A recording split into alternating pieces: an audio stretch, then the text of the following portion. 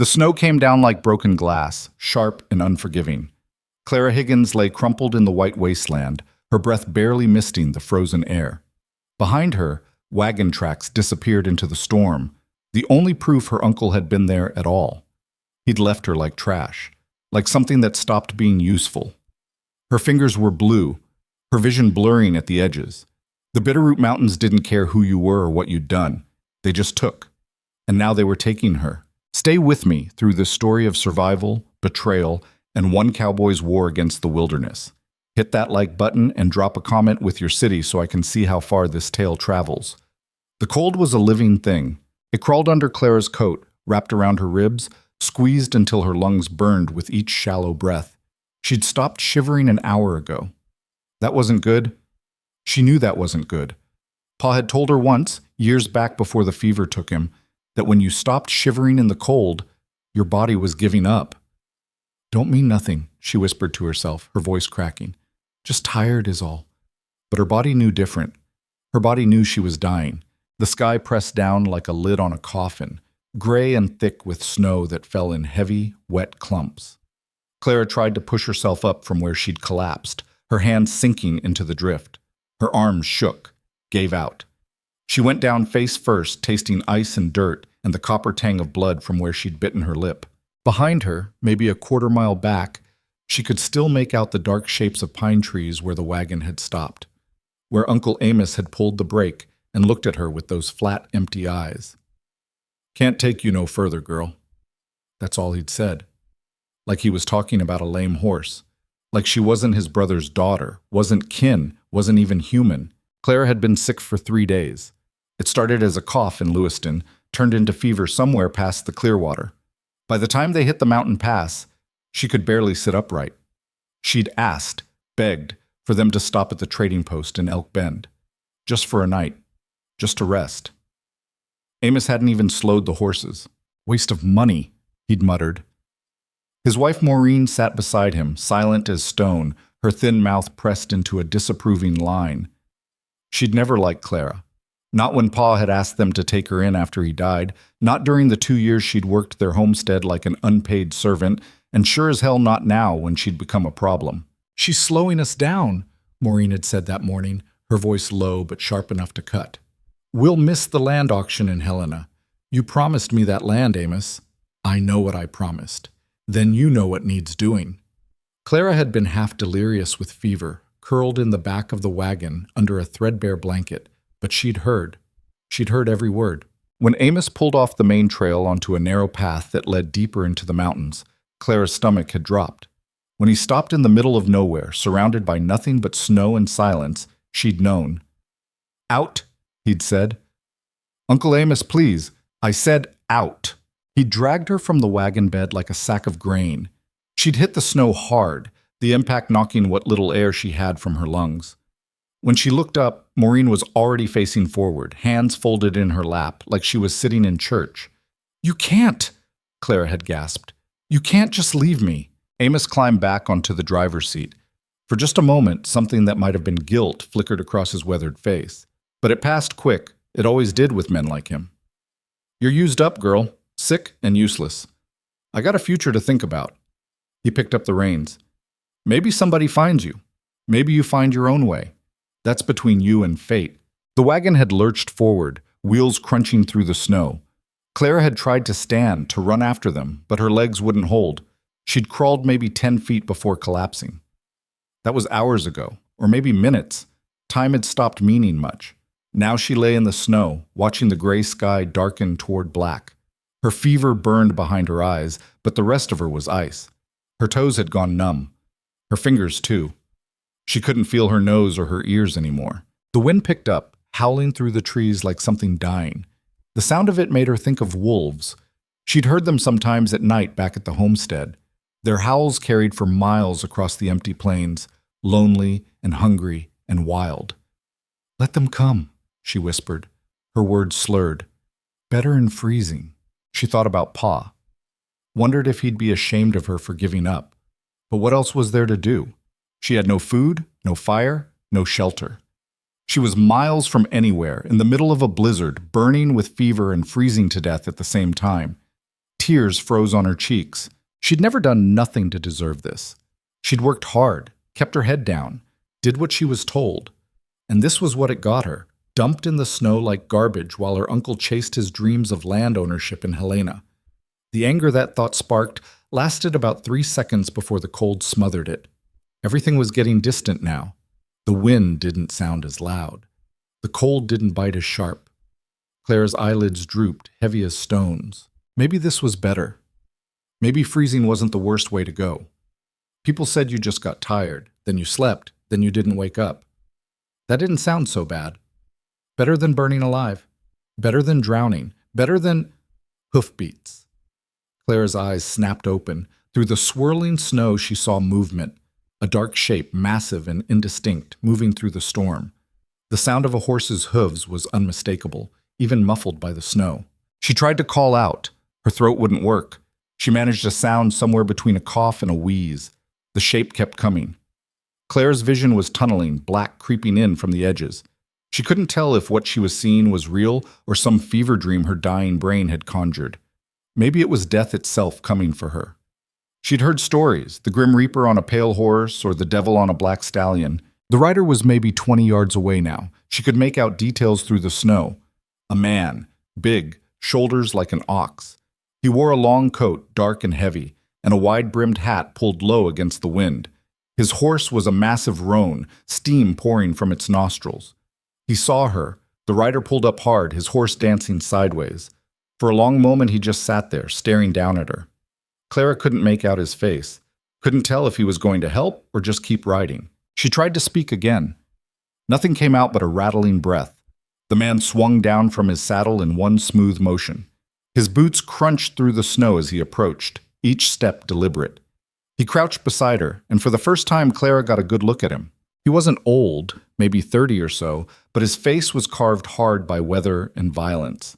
Scar tissue marked his jaw, a pale line running from his ear to his chin. His eyes were gray, cold as the winter sky, but sharp, aware. He studied her the way you'd study a wounded animal, assessing if it could be saved or if mercy would be quicker. "Hell," he muttered. His voice was rough, like he didn't use it much. "What are you doing out here?" Clara's mouth moved. No sound. The man, Cowboy, she registered somewhere in her fading consciousness, put a gloved hand against her forehead. Even through the leather, she could feel how cold his hand was. Or maybe she was just that hot. The fever made everything confused. "Burning up," he said, more to himself than to her. He looked around, taking in the empty landscape, the absence of any wagon or supplies. His jaw tightened. "Somebody left you." It wasn't a question. He stood, and Clara's heart sank. He was leaving too. Of course he was. Why would some stranger risk his own neck for a dying girl he didn't know? But he didn't walk away. He moved to his horse, pulled something from the saddlebag. A moment later he was back, wrapping a heavy blanket around her. The wool was rough and smelled like horse and wood smoke, but it was the most beautiful thing Clara had ever felt. "Can you stand?" he asked. She shook her head. Even that small movement made the world spin. "Right." Without another word, he scooped her up. Clara weighed nothing. 2 years of hard labor and not enough food had whittled her down to almost nothing, and he lifted her like she was made of air. He carried her to his horse, managed to get into the saddle with her cradled against his chest, and kicked the roan into motion. Clara's head lolled against his shoulder. She could feel the steady thud of his heartbeat through his coat. Strong. Regular. Alive. "Stay awake," he said. Not gentle, but not cruel either, just stating fact. "You fall asleep now, you're not waking up." She tried. She really did. But the darkness was so heavy, and she was so tired, and the rocking motion of the horse was pulling her down like an anchor, dragging her to the bottom of a deep black lake. The last thing she heard before the world went away was the cowboy's voice, low and rough. "Damn fool girl, what the hell were they thinking?" Clara came back to consciousness in pieces. First, warmth. Real warmth, not the false heat of fever. It wrapped around her like a living thing. Second, smell. Wood smoke, coffee, something cooking that made her empty stomach clench. Third, pain. Her whole body ached, deep muscle and bone pain that meant she was alive enough to hurt. She opened her eyes. A ceiling made of rough-hewn logs, firelight dancing across them, throwing shadows. The crackle and pop of burning wood somewhere close. Clara turned her head, slowly, because it felt like it might fall off if she moved too fast, and took in her surroundings. She was in a bed. Not a real bed with a frame and posts, just a low cot with a thin mattress. But after 2 years of sleeping on a straw pallet in Amos and Maureen's barn, it felt like luxury. Heavy blankets covered her. When she tried to move her arms, she realized someone had stripped off her frozen, wet clothes and dressed her in a shirt 3 sizes too big. A man's shirt. The room was small. One room looked like maybe 15 feet across. Stone fireplace on one wall with a decent fire burning. A rough table and 2 chairs. Shelves holding supplies, canned goods, ammunition, tools. A rifle mounted over the door. Walls made of thick timber chinked with mud and moss. A cabin. She was in some kind of mountain cabin. The cowboy sat at the table, his back to her. He'd taken off his coat and hat. His hair was dark, touched with early gray at the temples, and hung past his collar. He was doing something with his hands, some kind of careful, methodical work. It took Clara a moment to realize he was cleaning a revolver, his movements practiced and precise. She tried to sit up. Her arm shook, barely holding her weight. The sound made him turn. "Easy," he said, standing. He crossed to the cot in 3 long strides and put a hand on her shoulder, firm but not rough, pushing her back down. "You move too fast, you'll just fall over." Clara's throat was dry as sand. "Where?" "My cabin. About 8 miles south of where I found you." He grabbed a tin cup from the small counter beside the fireplace, filled it from a pot sitting near the coals. "Drink this. Slow." He helped her sit up enough to get the cup to her lips. The liquid was some kind of broth, weak but warm and salty. Clara took a small sip. Her stomach cramped immediately, but she forced herself to swallow. "Not too much," the cowboy said, pulling the cup back. "You haven't eaten in days. Your gut needs to remember what food is." Clara leaned back against the wall, exhausted from the small effort. She studied the man in the firelight. He was big, she'd been right about that. Not fat, but broad through the shoulders and chest, built like someone who worked hard every day of his life. His hands were scarred and calloused. A working man's hands. A fighting man's hands. "Who are you?" she asked. "Name's Wyatt Cole." "I'm Clara Higgins." He nodded, like he'd expected that. "How old are you, Clara Higgins?" 19. Something dark crossed his face. 19. Jesus. He set the cup down, ran a hand through his hair. "Who left you out there?" Clara looked away. Shame burned hotter than the fever had. "My uncle, Amos Fletcher, and his wife." "Family." Wyatt's voice went flat. "They just dumped you in the snow. I got sick, was slowing them down." The words came out small, defeated. Clara hated how she sounded, hated that she was making excuses for them. "They were heading to Helena for a land auction. Didn't want to miss it. So they left you to die." Put like that, plain and simple, it sounded even worse. Clara felt tears prick her eyes. She blinked them back, angry at herself. She'd cried enough in the snow. Crying now wouldn't change anything. "Yeah," she whispered. "Guess they did." Wyatt stood there for a long moment, just looking at her. His expression was unreadable, but Clara got the sense there was a lot going on behind those cold gray eyes. Finally, he turned away, went back to the table. "You were half frozen when I found you," he said, picking up the revolver and a cleaning cloth. "Fever had you talking out of your head. Took most of the night to get your body temperature back up." He worked the cloth through the cylinder, methodical. "You were lucky. Another hour and you'd have been gone." "Why'd you help me?" The question came out before Clara could stop it. Wyatt paused in his work, glanced at her. "What kind of question is that?" "The honest kind." Clara pulled the blankets tighter around herself. "You don't know me. Could have kept writing. Most people would have." Wyatt set down the revolver. For the first time since she'd woken up, something that might have been emotion flickered across his face. Anger, maybe. Or disgust. "I'm not most people," he said quietly. "And I don't leave folks to die in the snow. Not when I can do something about it." He went back to cleaning the gun. Clara watched him work, the firelight playing across his scarred hands.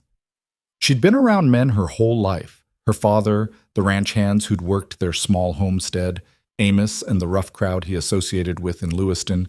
But this one was different.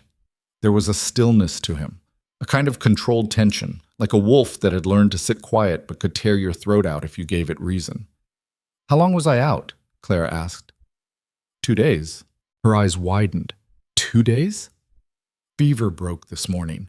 Before that you were in and out, mostly delirious. He reassembled the revolver with quick, efficient movements. "You talked a lot. About your pa. About working on some homestead. About your uncle and his wife." Clara felt her face go hot. She'd said things then.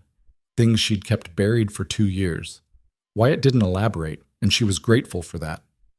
"What now?" she asked. Wyatt loaded the revolver, spun the cylinder, holstered it at his hip. "Now you rest. Eat when you can keep it down. Get your strength back." "And then?" He looked at her, and for the first time she saw something that might have been kindness in those hard eyes. "Then we figure it out." The storm lasted 3 more days. Clara had never seen anything like it. The wind howled like demons, driving snow so thick you couldn't see 5 feet past the cabin windows. Drifts piled up against the walls, nearly burying the door. The cold was brutal, seeping through every crack despite the fire Wyatt kept burning day and night. But inside the cabin, Clara was warm, fed, safe. It was the strangest feeling. Wyatt didn't talk much. He'd make broth in the mornings, some kind of venison stock with wild herbs he kept dried in bunches hanging from the rafters, and make her drink it slow. Once her stomach started tolerating food, he graduated her to hardtack softened in the broth, then small pieces of salted meat. He moved around the cabin with the efficiency of someone who'd lived alone for a long time, every action deliberate and economical. Clara watched him. There wasn't much else to do. He spent most of his time maintaining his gear, cleaning his guns. He had 3. The revolver at his hip, a rifle over the door, and a shotgun he kept loaded near his bedroll, oiling his saddle and tack, sharpening knives, mending his coat where the leather had torn. Sometimes he'd read, pulling a battered book from a small shelf near his bedroll. Clara couldn't make out the titles from where she lay. He'd given her the only real bed. He slept on the floor near the fire, rolled up in blankets with his saddle as a pillow. When Clara had protested the first night she was lucid enough to notice, he'd shut her down with a look. "You're recovering from pneumonia and exposure," he'd said flatly. "I'm fine on the floor." On the 3rd day of the storm, Clara was strong enough to sit up without help. She wrapped herself in a blanket and moved to one of the chairs at the table, her legs shaky but holding. Wyatt was cooking something in a pot over the fire, actual stew this time, with chunks of meat and what looked like wild onions. "Smells good," Clara said. Wyatt glanced at her, something that might have been approval in his eyes. "You're moving better." "Feel human again, mostly." He ladled stew into 2 bowls, set one in front of her with a spoon. Clara ate slowly, savoring each bite. It was simple food, but after days of broth, it tasted like a feast. "Where'd you get the meat?" she asked between bites. "Hunted it. There's deer and elk in these mountains if you know where to look." Wyatt sat across from her eating his own portion. "I trap some too. Sell the pelts when I make it down to the trading posts." "You live up here year-round?" "Most of it." Clara looked around the cabin with new eyes. It was small, sparse, but well-built. Solid. "You build this yourself?" "Yeah." "How long you been here?" Wyatt was quiet for a moment, chewing slowly. 4 years. "You got family? People who know where you are?" "No." The word was final, a door slamming shut. Clara took the hint and focused on her stew, but curiosity gnawed at her. What kind of man lived alone in the mountains for 4 years? What was he running from, or hiding from? The wind hammered the cabin, rattling the shutters. Clara jumped, and Wyatt noticed. "Storm's peaking," he said. "Should blow itself out by tomorrow." "What happens then?" Wyatt set down his spoon. He looked at her directly, and Clara saw the weight in his eyes, the burden of the decision he was about to lay out. "Then you've got choices to make," he said. "I can take you to the nearest town, Elk Bend, about a day's ride when the weather clears. There's people there, a trading post, a marshal. You could find work or passage to somewhere else." "Or?" Clara heard the word come out of her mouth before she'd consciously decided to say it. Wyatt's jaw tightened.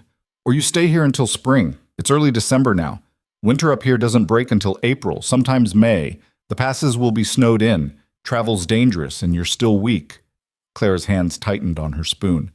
If I stay, then what? Then you help out. Earn your keep. I don't run a charity.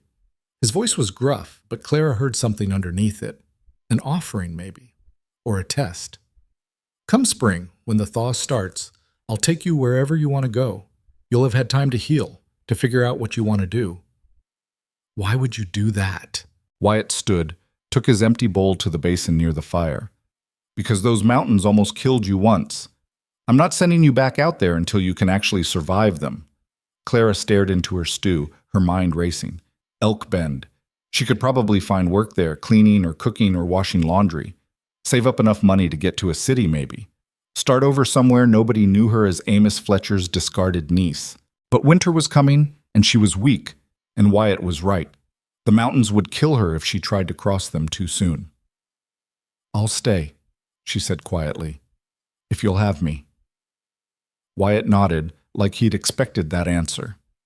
Then tomorrow, when the storm breaks, I'll show you how things work around here. The storm broke just before dawn. Clara woke to silence. After days of constant howling wind, the quiet was almost eerie. She pushed herself up from the cot, moving easier now, her strength returning bit by bit, and looked toward the shuttered window. Wyatt was already up. He stood by the door, pulling on his heavy coat. Where are you going? Clara asked.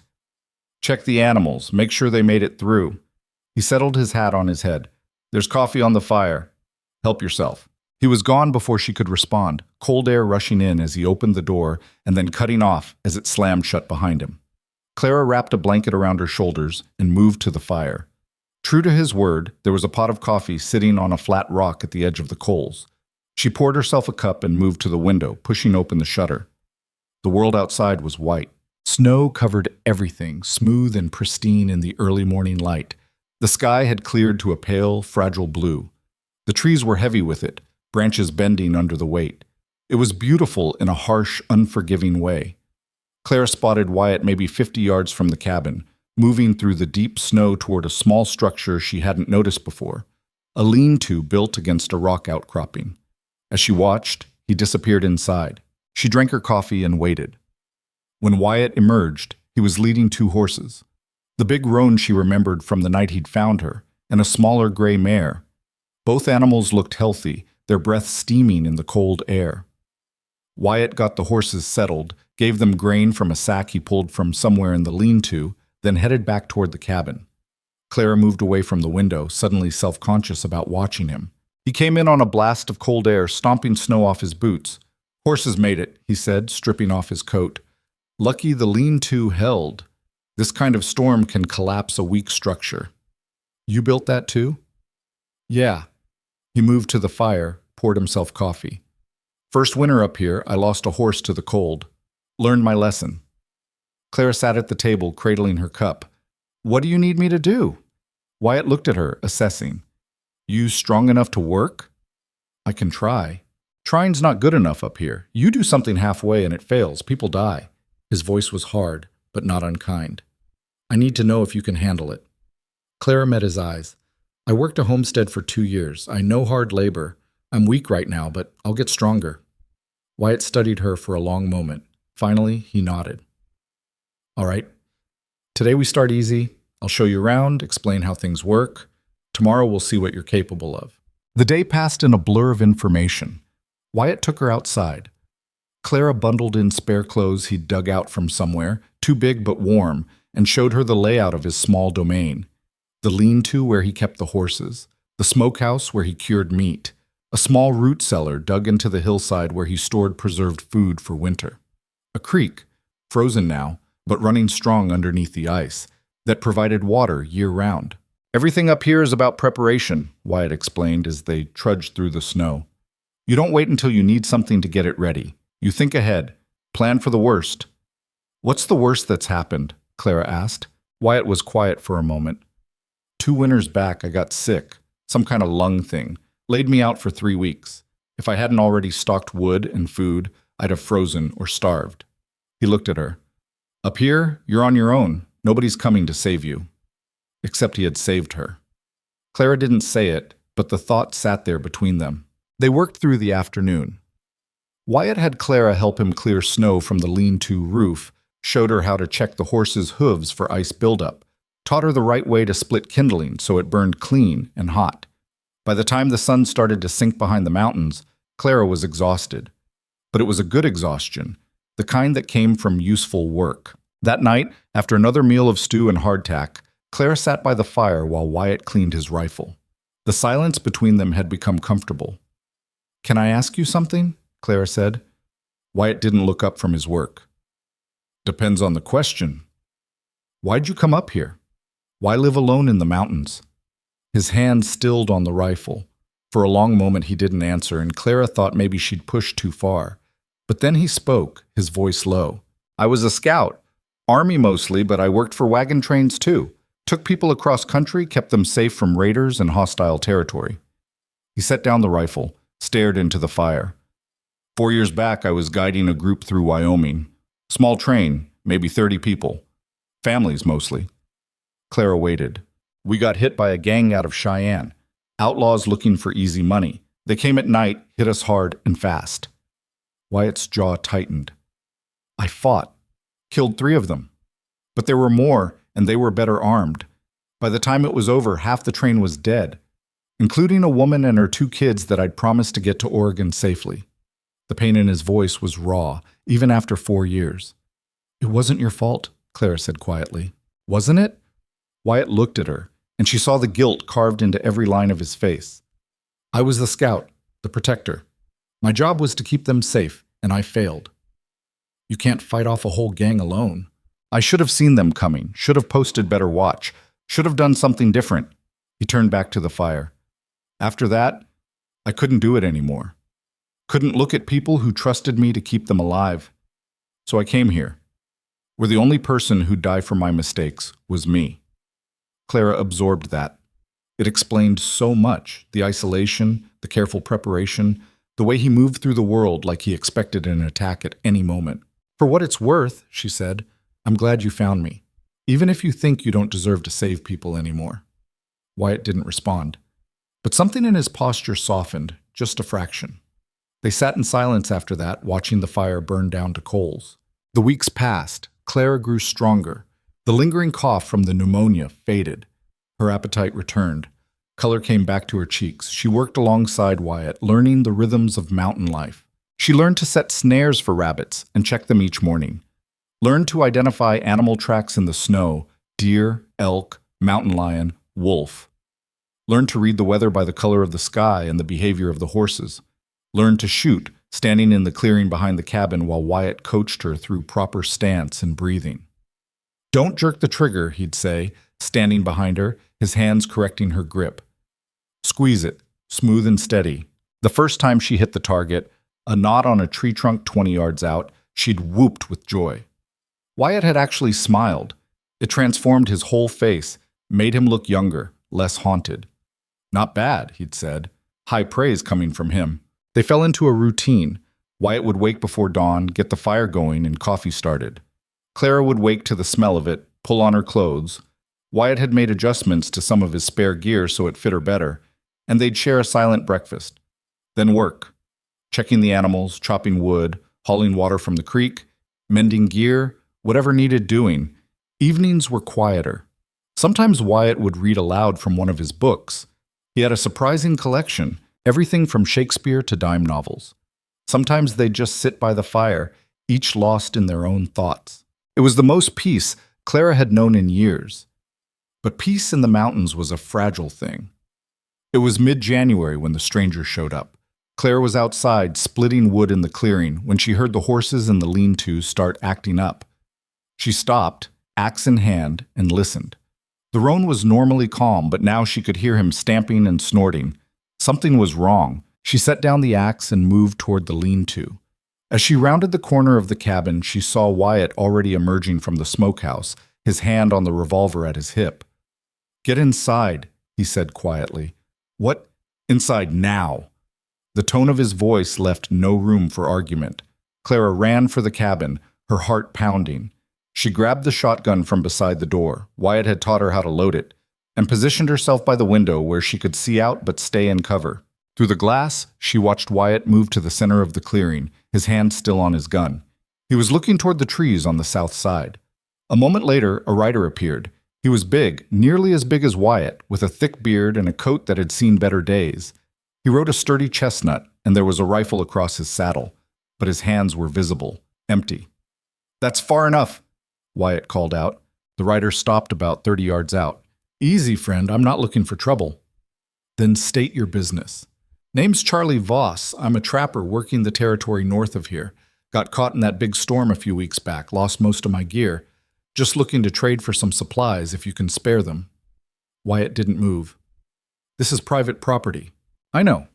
I'll pay fair price. Got pelts to trade." Charlie gestured to a bundle tied behind his saddle. "Fox mostly. Some beaver." Clara watched the exchange, her hands tight on the shotgun. Wyatt stood like a statue, evaluating. Finally, he nodded. "All right. Come ahead slow. Keep your hands where I can see them." Charlie dismounted, led his horse forward. As he got closer, Clara could see he was younger than she'd first thought, maybe mid-20s. His face was weathered, but friendly, open in a way Wyatt's wasn't. The two men conducted their business in the clearing. Clara couldn't hear everything, but she caught snatches. Wyatt agreeing to trade coffee and ammunition for the pelts. Charlie seemed grateful, almost relieved. As they finished up, Charlie glanced toward the cabin. "You got someone else up here with you?" "That's my business." Charlie raised his hands in a placating gesture. "Meant no offense, just unusual to see anyone this far out." "That's why I'm here." Charlie mounted up, settled his new supplies in his saddlebag. "Well, I appreciate the trade. You ever need anything? My camp's about 15 miles north, up past Eagle Ridge." He paused. "Fair warning, though. There's been talk down in Elk Bend. Some men asking questions about a girl who went missing up in the high country. Said her uncle's looking for her." Clara's blood went cold. Wyatt's expression didn't change. "That's so." "Yeah, I figured you might want to know, in case you ran into her." Charlie tipped his hat. "Safe winter to you." He rode off, disappearing back into the trees. Wyatt stood there for a long moment, staring after him. Then he turned and walked to the cabin. When he came inside, his face was grim. "You heard," he said. It wasn't a question. Clara set down the shotgun with shaking hands. "He's looking for me. Amos is looking for me. Seems that way." "Why? He left me to die. Why would he—" Understanding hit her like a fist. "The land. The auction. If he tells people he lost me in the mountains, abandoned his orphan niece, they'll ask questions. But if he's searching for me, if he looks like he cares, he can keep his reputation clean." Wyatt's voice was hard as iron. "And if he happens to find you dead, well, that's just tragic. But it's not his fault." Clara sank into a chair, her mind racing. "What do I do?" Wyatt moved to the window, looked out at the empty clearing. "You stay here. Stay quiet.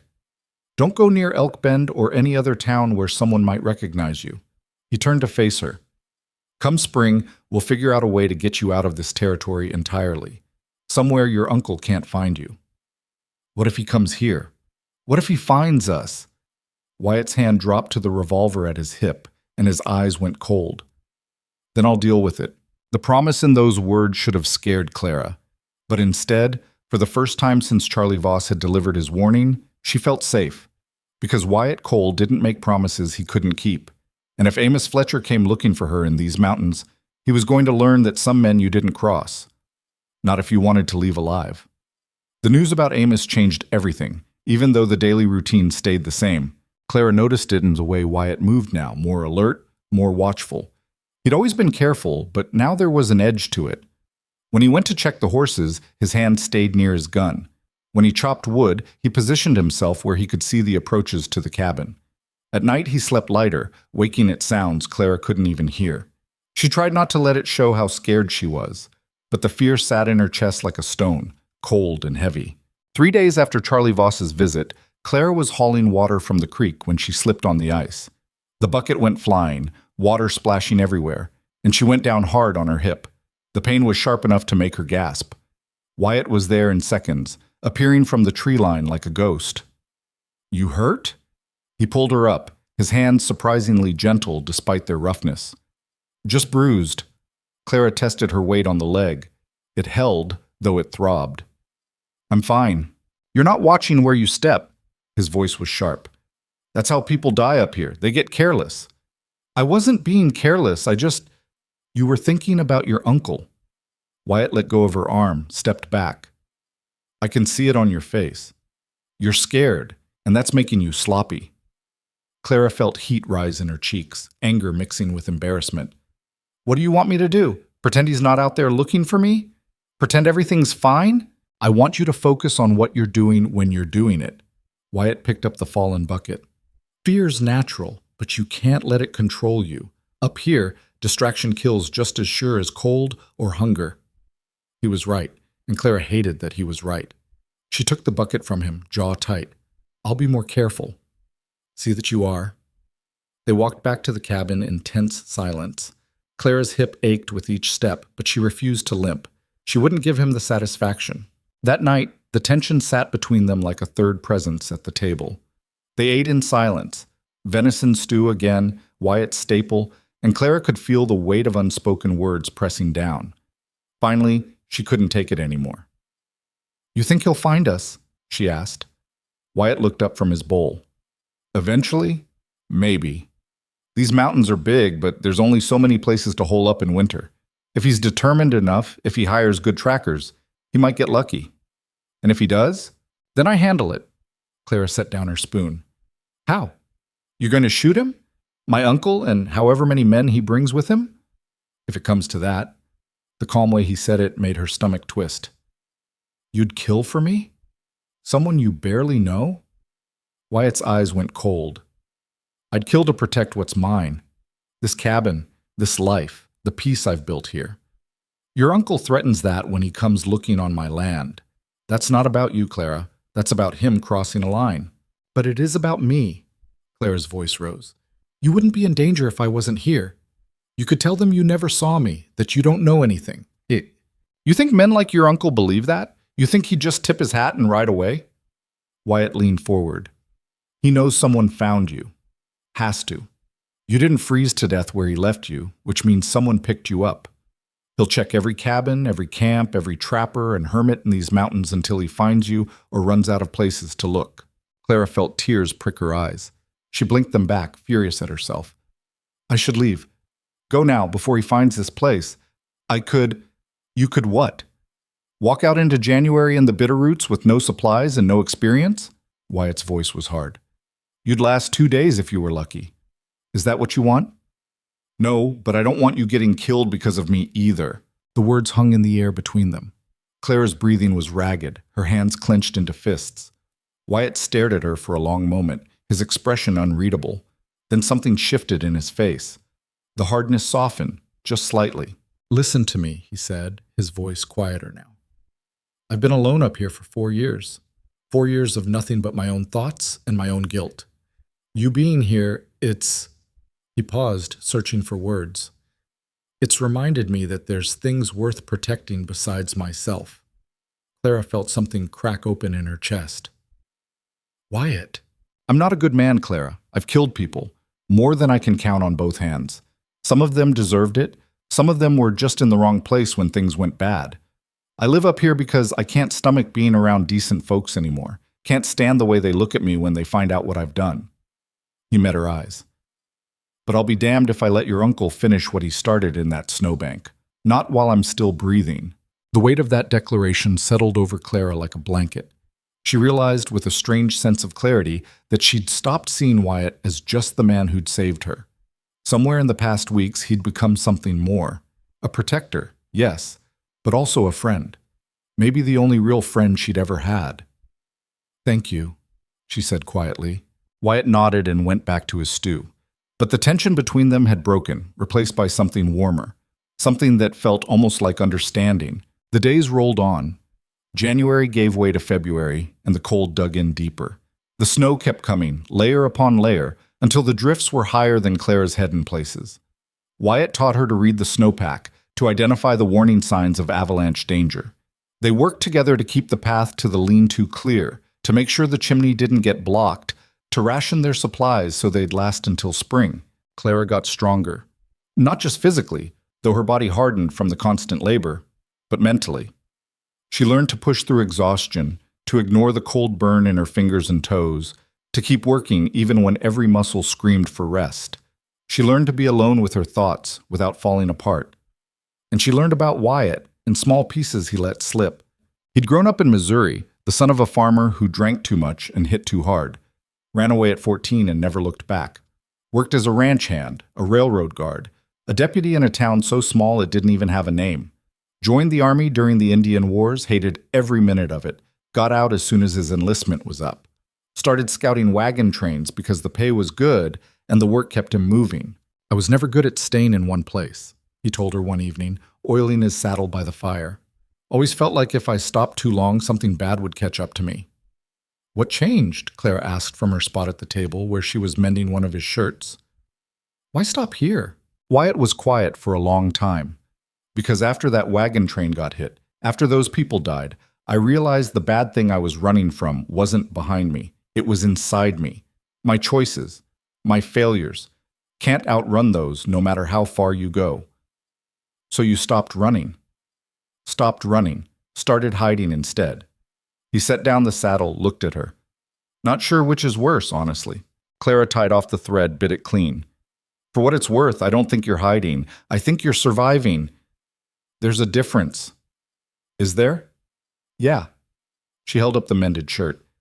Hiding is what Amos and Maureen did, pretending to be good people while treating me like property. You're not pretending to be anything you're not. Wyatt took the shirt from her, examined her work. The stitches were neat, even. He nodded approval. You're getting better at this. Had a good teacher. Something that might have been a smile tugged at the corner of his mouth.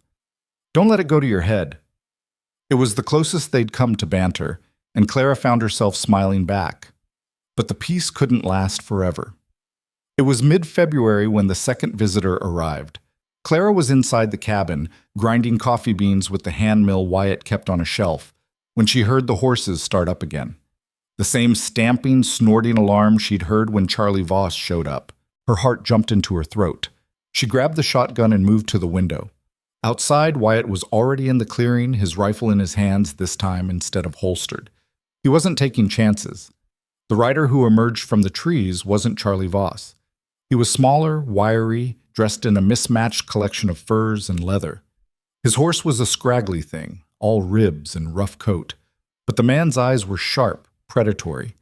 Clara didn't like the look of him at all. "Hold there," Wyatt called out. His voice carried the kind of authority that made men stop and listen. The rider pulled up about 40 yards out. "Easy, friend, I'm just passing through." "Nobody just passes through this far into the high country. State your business." The man grinned, showing gaps where teeth should have been. "Direct. I like that." "Name's Skinner. I'm a tracker, hired by a gentleman down in Elk Bend to find a missing girl. Young thing, 19 years old. Dark hair, about you high." He held his hand up to indicate Clara's approximate height. "You seen anyone like that?" Clara's blood turned to ice. Wyatt's expression didn't change. "Nope. You sure about that?" "Because my employer's real anxious to find her. He's her uncle, see? Worried sick about her well-being." Skinner's grin widened. "Says she got separated from their wagon during that big storm back in December. Terrible thing. He's been searching ever since." I said no. Wyatt's voice dropped a degree, going cold and flat. "Now you've got your answer. Time to move on." Skinner didn't move. His eyes scanned the clearing, taking in the cabin, the smokehouse, the lean-to, looking for signs, evidence. "Funny thing about that storm," he said casually. "It hit right around here, didn't it? Right in this part of the mountains. Makes a man wonder if maybe someone found that girl. Maybe took her in. Maybe she's still around." Wyatt raised the rifle slightly, not pointing it at Skinner, not yet, but the message was clear. "I'll say this one more time. I haven't seen your missing girl, and if I had, it wouldn't be any of your damn business. This is private property, and you're trespassing. So unless you want to find out what happens to trespassers, I suggest you turn that horse around and get off my land." For a long moment, Skinner just stared at him. The grin was gone now, replaced by something colder, calculating. "My employer's offering a reward," he said.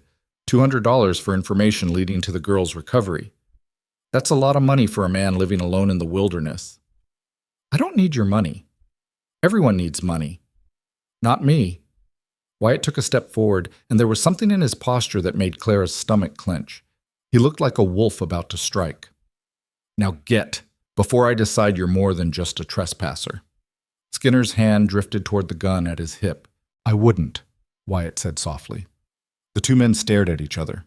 Clara held her breath, her finger on the shotgun's trigger. If Skinner drew, she'd have to shoot. She'd have to actually point this weapon at a human being and pull the trigger. Could she do that? Could she kill someone? The moment stretched out, tight as a wire. Then Skinner smiled again, cold and thin. All right, I'll go. But I'll be back this way. And I'll be watching. He turned his horse. You have a real nice day now. He rode off into the trees, but not the way he'd come. He headed east, circling around toward the ridge that overlooked the cabin. Wyatt watched him go, the rifle still ready.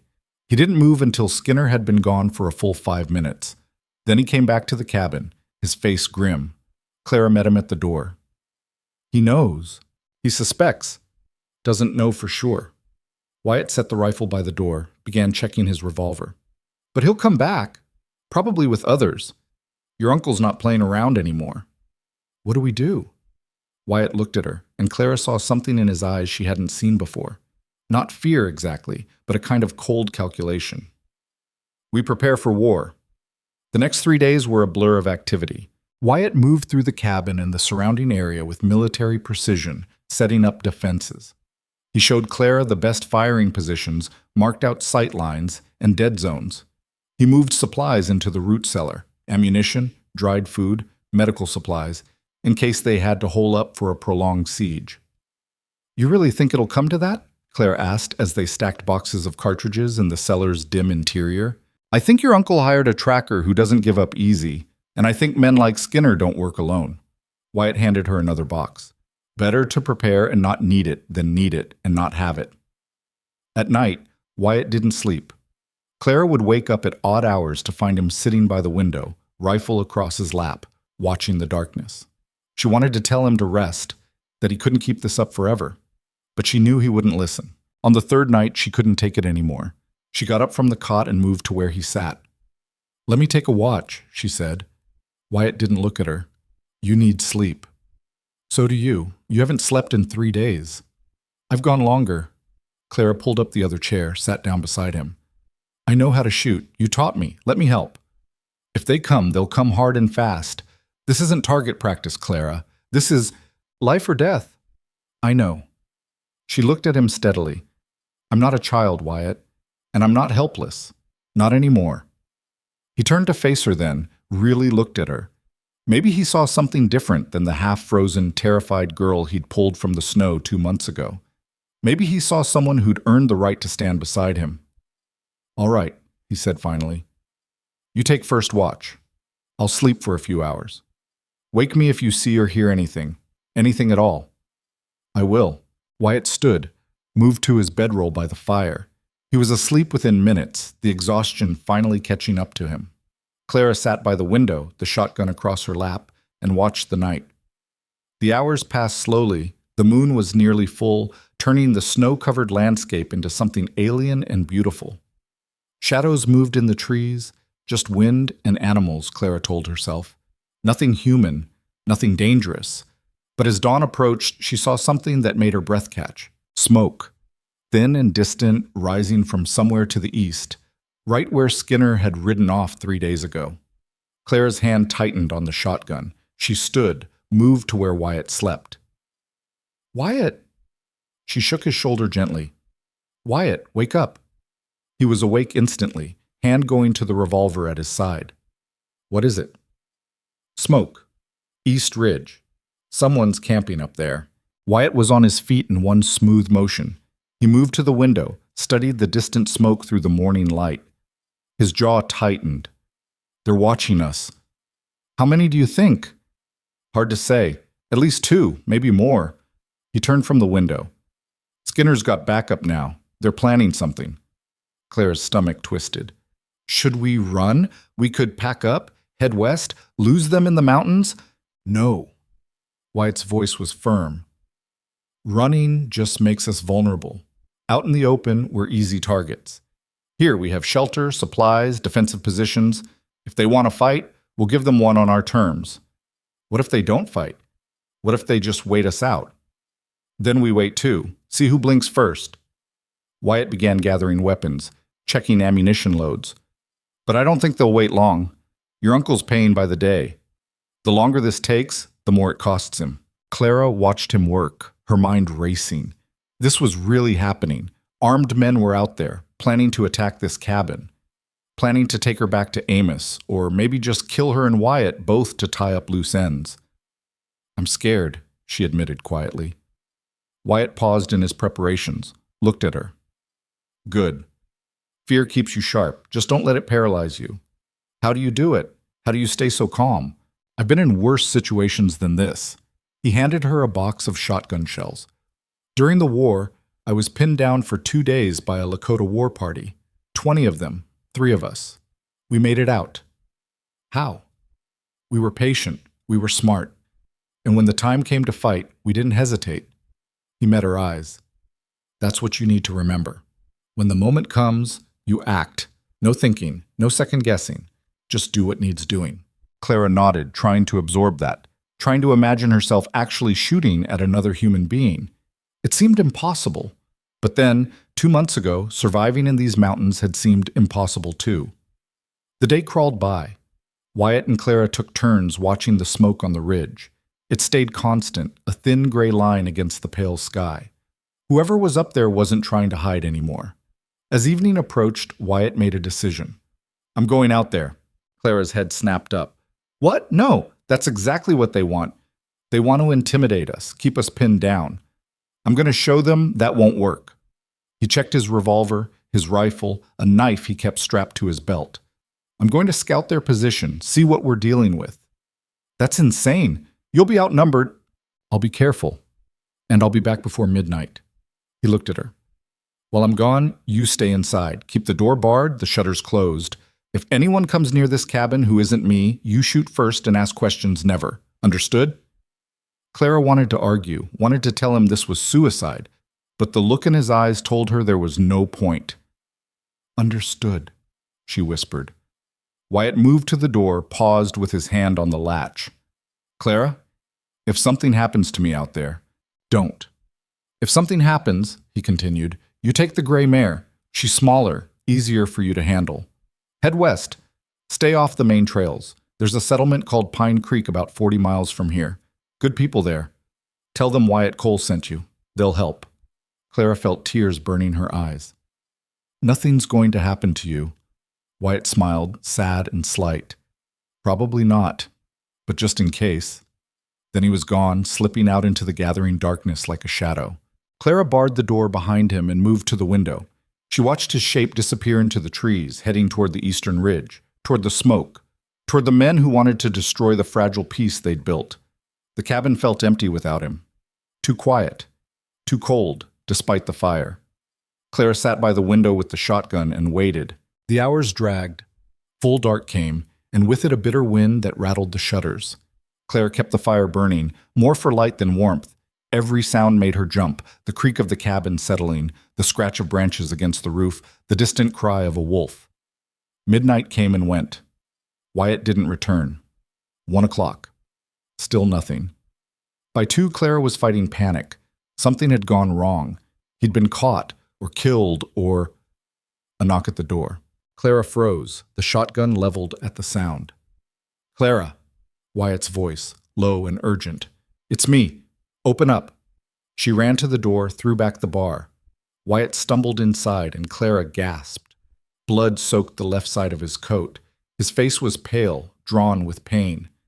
What happened? She helped him to a chair, her hands shaking. Got closer than I should have. Wyatt grimaced as she helped him out of the coat. There's 4 of them, Skinner and 3 others. Mean-looking bunch, all armed heavy. They spotted me on the way back, got off a shot. Grazed my side. Clara examined the wound. It was more than a graze. The bullet had torn through the flesh just above his hip, leaving a ragged channel. Blood was still flowing, but not pumping. No artery hit, thank heaven. I need to clean this, she said, trying to keep her voice steady. Kit's under the bed. Whiskey in the cabinet. Clara worked quickly, gathering supplies. She'd watched Wyatt treat a cut on her hand weeks ago, had absorbed the basics. Cleaning, pressure, stitches if needed. Her hands were shaking, but she forced them steady. The wound needed stitches. Clara had sewn leather and cloth. Never human skin. But there wasn't a choice. Wyatt talked her through it, his voice tight with pain but calm, and somehow she managed. The stitches were ugly and uneven, but they held. "You did good," Wyatt said when she'd finished bandaging him. His face was gray, sweating despite the cold. "You need to rest. Let your body—" "No time for rest." He tried to stand, winced, sat back down. "They know I scouted them. They'll move up their timeline." "When?" "Tomorrow. Maybe the next day." "They won't wait long." He looked at her, and Clara saw something in his eyes that terrified her. Not fear, resignation. "We need to be ready."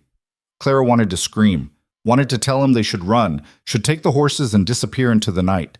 But Wyatt was wounded, probably couldn't ride hard, and those men would track them down anyway. They were trapped. "Tell me what to do," she said instead. Wyatt spent the next hour going over the plan.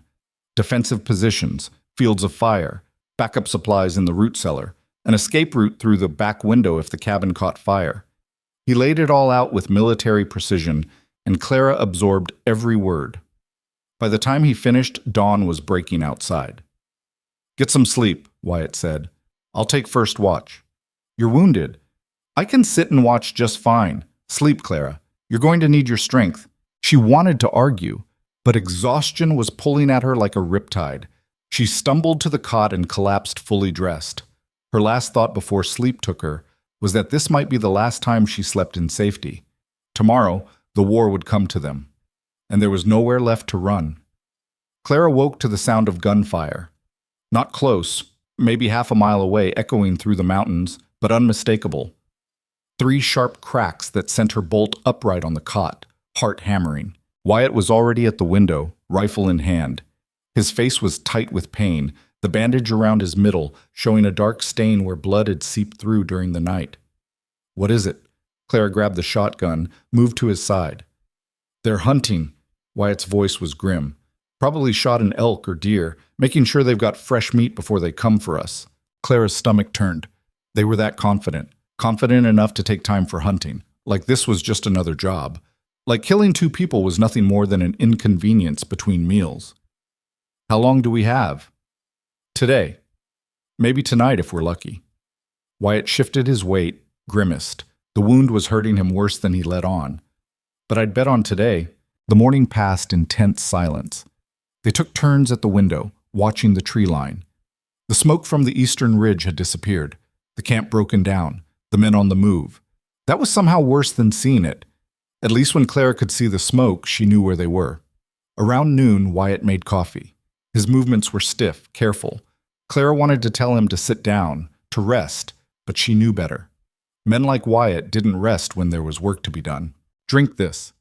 He handed her a tin cup, the coffee strong and bitter. "Keep your energy up." Clara wrapped her hands around the cup, grateful for the warmth. "Can I ask you something?" "Depends on the question." "That woman and her kids you mentioned, the ones who died on the wagon train." Clara looked at him. "What were their names?" Wyatt went very still. For a moment she thought he wouldn't answer. Then he spoke, his voice rough. "Sarah Mitchell. Her boys were Thomas and James, 8 and 6 years old." He stared into his coffee. "Thomas wanted to be a soldier. James collected rocks, stupid little rocks from every place we stopped, carried them in a leather pouch his mama made him." "I'm sorry." "Why? You didn't kill them." "No, but I'm sorry you had to carry that." Clara took a sip of coffee. "You know it wasn't your fault, right? You can't control everything, can't predict every danger." "I was supposed to keep them safe." "You tried. That's all anyone can do." She set down her cup. "If we die today, Wyatt, it won't be because you failed. It'll be because bad men made bad choices. That's on them, not you." Wyatt looked at her then, really looked at her. Something in his expression shifted. "When did you get so wise?" "About the time someone dragged my half-frozen body out of the snow and showed me what surviving actually looks like." Clara managed a small smile. "You taught me a lot these past months, more than just how to split wood and set snares. Before Wyatt could respond, the horses started screaming. The sound was wrong, terrified. Clara ran to the window, looked toward the lean-to. The roan was rearing, fighting against his tether. The gray mare was doing the same, eyes rolling white with panic. "Fire," Wyatt said. Clara saw it then. Smoke, rising from behind the lean-to. Not the dark smoke of burning wood, the thin, acrid smoke of burning straw and hay. "They're trying to flush us out." Wyatt grabbed his rifle. "They torched the lean-to. We either run to save the horses or we lose them. Either way, we're exposed." "What do we do?" Wyatt's jaw tightened. He looked at the cabin, at the horses, at the growing smoke, making calculations. Then he thrust the rifle into Clara's hands. "You cover me from the window. Anyone shows themselves, you shoot. Don't hesitate, don't warn them, just shoot." "Wyatt, you're hurt." "I can move, that's all that matters." He pulled his revolver, checked the cylinder. "If I don't come back, you bar that door and you don't open it for anyone. Understand?" Clara wanted to argue, wanted to tell him this was insane, but the horses were screaming and the smoke was getting thicker and there was no time. "I understand." Wyatt moved to the door, took a breath and ran. Clara watched from the window, rifle up and ready. Wyatt made it to the lean-to in seconds, moving fast despite his wound. The fire was spreading, eating through the dry hay he'd stored for the horses. He got the roan's tether free first, then the mare's. Both animals bolted immediately, running for the trees. That's when the shooting started. Gunfire erupted from the ridge to the east, bullets kicking up snow around Wyatt's feet. Clara saw muzzle flashes, counted 3 separate positions. She aimed at the nearest one, squeezed the trigger. The rifle kicked hard against her shoulder, the report deafening even through the cabin walls. She didn't know if she hit anything, but the return fire shifted, some of it now directed at the cabin. Wood splintered as bullets punched through the shutters. Clara ducked, worked the bolt, came back up. Wyatt was running back toward the cabin, zigzagging to make himself a harder target. Blood was streaming down his side now, the stitches torn open. More gunfire. A bullet caught Wyatt in the shoulder, spun him halfway around. He went down in the snow. "No!" Clara fired again, not aiming now, just trying to lay down enough suppressing fire to give him a chance. The rifle ran dry. She dropped it, grabbed the shotgun. Wyatt was crawling toward the cabin, his face twisted with pain and effort. He made it to the door. Clara threw it open, grabbed his coat, hauled him inside with strength she didn't know she had. Bullets chewed through the door frame as she slammed it shut and dropped the bar. "I'm all right," Wyatt gasped, though he clearly wasn't. Blood soaked through his coat in 2 places now, the reopened wound at his side and the fresh one in his shoulder. "I'm all right." Clara got him to the chair, started stripping off his coat. The shoulder wound was bad. The bullet still lodged somewhere in the meat of his upper arm. The side wound was worse, the stitches completely torn out. "I need to—" "Later." Wyatt pushed her hands away, reached for his rifle. "They'll rush us now. Get to the window." He was right. The gunfire had stopped, replaced by an eerie quiet. Clara moved to the window, shotgun ready. Through the shattered shutter, she could see movement in the trees. Figures advancing, using the smoke from the burning lean-to as cover. 4 of them, just like Wyatt had said. They moved with military precision, covering each other as they approached. Clara recognized Skinner in the lead, his gap-toothed grin visible even at this distance. "Come on out, girl," Skinner called. His voice was almost cheerful. "Make this easy on yourself. Your uncle just wants to talk." "Like hell he does," Wyatt muttered. He was positioned at the other window, his rifle braced against the frame, despite the blood running down his arm. "He wants you dead. Probably wants me dead too, for the inconvenience." Claire's finger tightened on the shotgun's trigger. The men were maybe 30 yards out now, still advancing. "Last chance," Skinner shouted. "Come peaceful and we'll make it quick. Make us come in there and things will get messy." "I'd rather die," Clara called back. The words surprised her with their certainty. 2 months ago, she'd been ready to freeze to death in the snow, too tired and beaten down to care. Now she'd fight. Now she'd kill to stay alive. Skinner's laugh echoed across the clearing. "Suit yourself!" The attack came fast. 2 of them broke right, heading for the back of the cabin. The other 2, including Skinner, came straight at the front. Wyatt fired, his shot taking one of the flanking men in the chest. The man went down hard, not getting up. 3 left. Clara tracked Skinner through the window, waiting for her moment. He was almost to the cabin wall when she squeezed the trigger. The shotgun roared, buckshot tearing through the wooden shutter. Skinner screamed, stumbled back, clutching his leg. But he wasn't down. The third man made it to the cabin wall, out of Clara's line of sight. She heard him moving around the side, heading for the back window. "They're trying to flank us," Wyatt said. He tried to stand, nearly fell. The blood loss was getting to him. "Stay down," Clara ordered. She moved to the back window, threw it open. The man was right there, climbing up to the sill. Clara didn't think. She just pulled the trigger. The shotgun blast caught him in the face at point-blank range. He fell backward, hitting the snow and not moving. 2 left. But Skinner and the fourth man were at the door now, slamming something heavy against it. The bar groaned, the wood splintering. "The root cellar," Wyatt said. He was pale, swaying. "We can hold them off from there." Clara looked at the door. It wouldn't hold much longer. Looked at Wyatt, barely conscious from blood loss. They were out of time and out of options. The door exploded inward. Skinner came through first, his leg bleeding but his gun up. The fourth man was right behind him, a big brute with a scarred face and dead eyes. Clara swung the shotgun around, fired. The blast took the big man in the stomach, folded him over, but the shotgun was empty now, both barrels spent. Skinner's gun centered on her chest. "Drop it," he said. Clara let the shotgun fall. Skinner limped forward, his grin back despite the blood running down his leg. "That's better. Now, where's your protector?" Wyatt was slumped in the chair by the window, his rifle on the floor beside him. He looked unconscious, maybe dead. "You killed him," Claire said, trying to keep her voice steady. "Congratulations." "Nah. He's breathing. I can see it from here." Skinner moved closer to Wyatt, keeping his gun on Clara. "But he won't be for long, not with all that blood he's losing." The fourth man, the one Clara had shot in the stomach, was moaning on the floor, curled around his wound. Skinner glanced at him, then back at Clara. "Your uncle was right about you. Said you'd be trouble. Said you were stubborn, difficult, didn't know your place." He reached into his coat, pulled out a length of rope. "He also said I could do what I wanted with you, long as I brought back proof you were dead. So I'm thinking we'll have a little fun first, just you and me." Terror flooded Clara's system, cold and sharp. She took a step back, hit the wall. Skinner laughed. "Nowhere to run, girl." That's when Wyatt moved. He came up from the chair faster than a wounded man should have been able to move, the knife from his belt already in his hand. He drove it into Skinner's back, just below the ribs, angling up. Skinner's eyes went wide. He tried to turn, tried to bring his gun around. Wyatt twisted the knife, shoved it deeper. Skinner collapsed, blood bubbling from his mouth. His gun clattered to the floor. Wyatt swayed. The effort of that final attack taking everything he had left. Clara caught him as he fell, lowered him to the ground. "Wyatt, stay with me."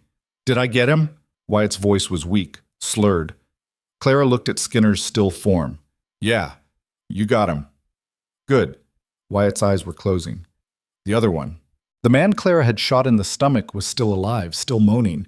She picked up Skinner's fallen revolver, moved to stand over him. He looked up at her with pain-glazed eyes. "Please," he whispered. "Don't." Clara thought about mercy, thought about what the right thing to do was. Then she thought about these men burning her shelter, shooting Wyatt, planning to do worse to her. She thought about Amos, paying them to hunt her down like an animal. She pulled the trigger.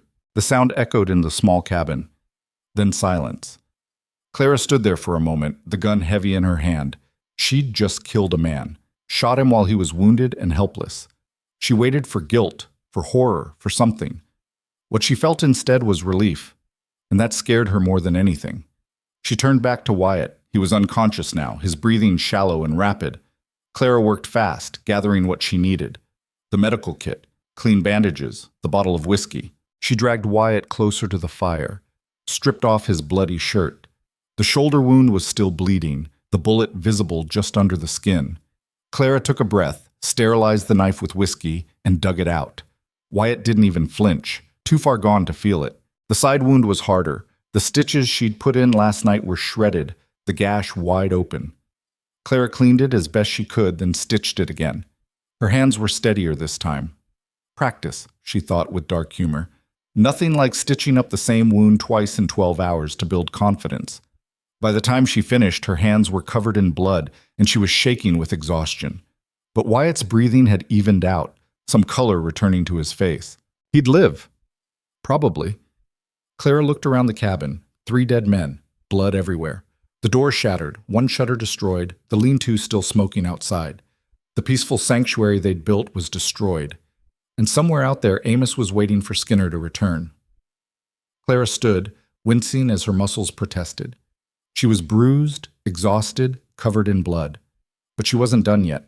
She went to the bodies, searched them methodically, took their weapons, their ammunition, their supplies, found papers in Skinner's coat, a letter from Amos offering $500 for Clara's return. Dead or alive, it said. Preferably dead.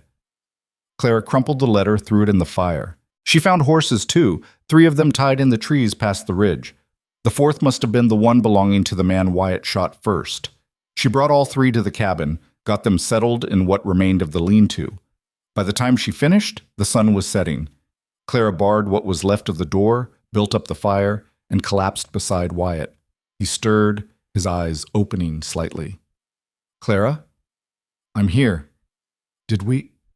We won. They're dead. All of them. Wyatt's eyes closed again. Your uncle. He'll send more. I know. Clara took his hand, held it tight. But not tonight. Tonight we rest. She meant to stay awake, to keep watch, but exhaustion dragged her down like a weight, and within minutes she was asleep beside him. She dreamed of snow and blood and men with guns, dreamed of Amos's face, cold and hateful, dreamed of running through the mountains with nowhere left to hide. When she woke, it was to the sound of horses outside, more of them. Clara's heart jumped into her throat. She grabbed the rifle, moved to the window. But it wasn't Amos and his men. It was Charlie Voss, the trapper who'd warned them weeks ago. He sat on his horse at the edge of the clearing, hands visible and empty, taking in the carnage. The burned lean-to, the blood in the snow, the bodies Clara had dragged outside and left in a pile. Hello, the cabin, Charlie called out. It's Charlie Voss. I'm friendly. Just want to talk. Clara kept the rifle trained on him. Talk from there. Charlie nodded, like he'd expected that. Fair enough. I heard gunfire yesterday, came to check it out. Looks like you had some trouble. Nothing we couldn't handle. I can see that. Charlie's eyes went to the bodies. That's Skinner and his crew. They were camped near my place a few days back. Rough bunch. I'm guessing they came at you? My uncle hired them. Understanding crossed Charlie's face. The missing girl. That was you. Clara didn't answer. Charlie was quiet for a moment. Then he said, There's more coming. Your uncle's in Elk Bend, putting together a bigger group. 8, maybe 10 men. Word is he's offering serious money now. $1,000 to whoever brings you in. Clara's stomach dropped. 8 or 10 men. They couldn't fight off that many. Not with Wyatt wounded and the cabin half destroyed. When? She asked. 3 days, maybe 4. Soon as the weather clears. Charlie looked at her directly. You need to run. Get out of these mountains before they come. Wyatt can't travel. He's hurt bad. Then you go without him. Survival's more important than loyalty, girl. The words hit Clara like a slap. 2 months ago, maybe she would have considered it. Would have taken the horse and run, left Wyatt to whatever fate found him. But that was before. Before he'd saved her. Before he'd taught her to stand and fight. Before he'd taken a bullet defending her. No, Clara said firmly. We leave together or not at all. Charlie studied her for a long moment. Then he nodded, something that might have been respect in his eyes. All right, then I'll buy you time. He reached into his saddlebag, pulled out a package wrapped in oilcloth. Medical supplies. Better than what you probably got in there. There's laudanum, too, for the pain. He tossed the package. It landed in the snow halfway between his horse and the cabin. Why are you helping us? Clara asked. Because I've met your uncle. Came through my camp looking for you, all friendly smiles and concerned family talk. But I've seen men like him before, the kind that smile while they're planning how to use you. Charlie turned his horse. I don't like men like that. Figure if he wants you dead, you must be doing something right. He started to ride away, then paused. There's a pass through the mountains, about 20 miles northwest of here. It's dangerous this time of year, but it'll get you over into Idaho territory. Once you're across the border, your uncle's jurisdiction ends. He can't touch you there. Charlie pointed. Follow the creek bed north until you hit the Twin Pines. From there, you'll see a game trail heading west. That's your way out. Thank you, Claire said quietly. Charlie tipped his hat. Don't thank me yet. You're not out of this. Not by a long shot. Then he was gone, disappearing into the trees. Claire retrieved the package, brought it inside. Wyatt was awake, his eyes clearer than they'd been. I heard, he said. Charlie's a good man. He says there's a way out, through the mountains to Idaho. The Winter Pass, I know it. Wyatt tried to sit up, couldn't. It's rough terrain, of avalanche danger. Even healthy, it'd be a hard crossing. But it's possible. Maybe. If the weather holds, if we're lucky. He looked at her. I can't make that journey, Clara. Not like this. Then we wait. We heal you up, and in a few days, your uncle's men will be here. 10 of them, Charlie said. We can't fight that many. Clara's hands tightened into fists. So what do you want me to do? Leave you here to die? I want you to live. Wyatt's voice was gentle. That's all I've wanted since I pulled you out of that snow. For you to survive. To have a chance at a real life. My real life is here, with you.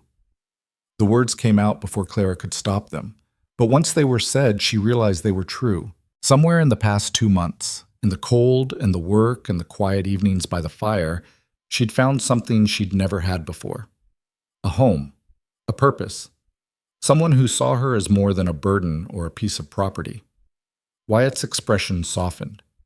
Clara, don't. Don't try to talk me out of this. Clara moved to his side, took his hand. You saved me. More than just pulling me from the snow. You showed me I was worth saving, that I could be strong, that I could fight. She met his eyes. I'm not leaving you. Not to your uncle's men. Not to anyone. Wyatt was quiet for a long moment. Then he squeezed her hand. All right. Then we make a stand. Together. Together, Clara agreed. Outside, the wind was picking up. Clara could smell snow in the air. Another storm coming, maybe. That would buy them time. Time to heal, to prepare, to figure out a plan. But even as she tended to Wyatt's wounds, as she reinforced the broken door and salvaged what she could from the destroyed lean-to, Clara knew the truth. Time was running out. Amos was coming, and when he arrived, there would be no more running, no more hiding. Only blood and snow and the harsh justice of the mountains. The storm hit that night, fierce and sudden. Clara woke to wind screaming around the cabin like something alive and furious. Snow drove against the shutters with a sound like thrown sand. The fire had burned down to coals, and the cold was already seeping through every crack in the damaged walls. She got up, fed the fire, built it back to something that could fight the freeze. Wyatt was still asleep, his breathing steady but shallow. The laudanum Charlie had brought was good stuff. It kept him under, let his body focus on healing instead of fighting pain. Clara moved to the window, looked out into the whiteout. She couldn't see 5 feet past the glass. The storm had swallowed the world. Good, she thought. If she couldn't see out, Amos's men couldn't see in. This storm would delay them, maybe for days. Every day was another day for Wyatt to heal, another day to prepare. She spent the next 3 days in constant motion. There was too much to do, too much to fix. The door needed reinforcing. She used boards from the destroyed lean-to, nailing them across the splintered frame until it was solid again. The broken shutter got the same treatment. She dragged the bodies farther from the cabin, far enough that if the snow buried them, they wouldn't be found until spring. The horses needed care too. She'd managed to recover Wyatt's roan and the gray mare, plus the 3 that had belonged to Skinner's men. 5 horses total, all crowded into what remained of the lean-to. Clara worked to weatherproof it, using salvaged canvas and rope to create a windbreak. It wasn't perfect, but it would keep the animals from freezing. At night, she tended Wyatt, changed his bandages, made him drink water and broth, even when he was too out of it to know what he was swallowing. The wounds were healing, slowly. The shoulder was the worst. The bullet had torn through muscle, and infection was a constant threat. But the laudanum kept the fever down, and Clara cleaned the wound 3 times a day with whiskey that probably cost more than it should. On the 4th morning, Wyatt woke up lucid. How long? he asked, his voice rough from disuse. 4 days since the fight. Clara handed him water, helped him sit up enough to drink. There's a storm, big one. Nothing's moving out there. Wyatt took in the reinforced door, the boarded windows, the organized supplies. You've been busy. Had to be. Couldn't just sit around waiting for you to wake up. She set the water aside. How do you feel? Like I got shot twice and nearly bled out. He touched the bandage on his shoulder, winced. But I'll live. Thanks to you. Clara felt heat rise in her cheeks. You'd have done the same. Maybe. But you did it better. Wyatt managed a small smile. You're tougher than you think, Clara Higgins. I had a good teacher. They sat in comfortable silence for a moment. Then Wyatt's expression grew serious. The storm won't last forever. When it breaks, your uncle will come. We need a plan. I know. Clara had been thinking about nothing else for 4 days. Charlie said there's a pass to Idaho. If we can make it through... You really think I can ride 20 miles through mountain passes in this condition? Wyatt gestured to his bandaged shoulder. I can barely sit up without wanting to pass out. Then we wait until you're stronger. We don't have that kind of time. Then what? Clara's voice rose, frustration breaking through. You want me to just give up? Let them take me? I want you to be smart. Wyatt's tone was firm but not unkind. If it comes down to it, if they surround this cabin and there's no way out, you take the gray mare and you run. You don't look back. You don't try to save me. You just go. No. Clara. I said no. She stood, started pacing. I'm tired of running, tired of being the one who gets abandoned, who gets left behind. I'm not doing it again, not to you, not to anyone. Wyatt watched her pace, something complicated in his expression. You know what your problem is? What? You think loyalty means dying together. It doesn't. Sometimes loyalty means one person survives to make sure the other one didn't die for nothing.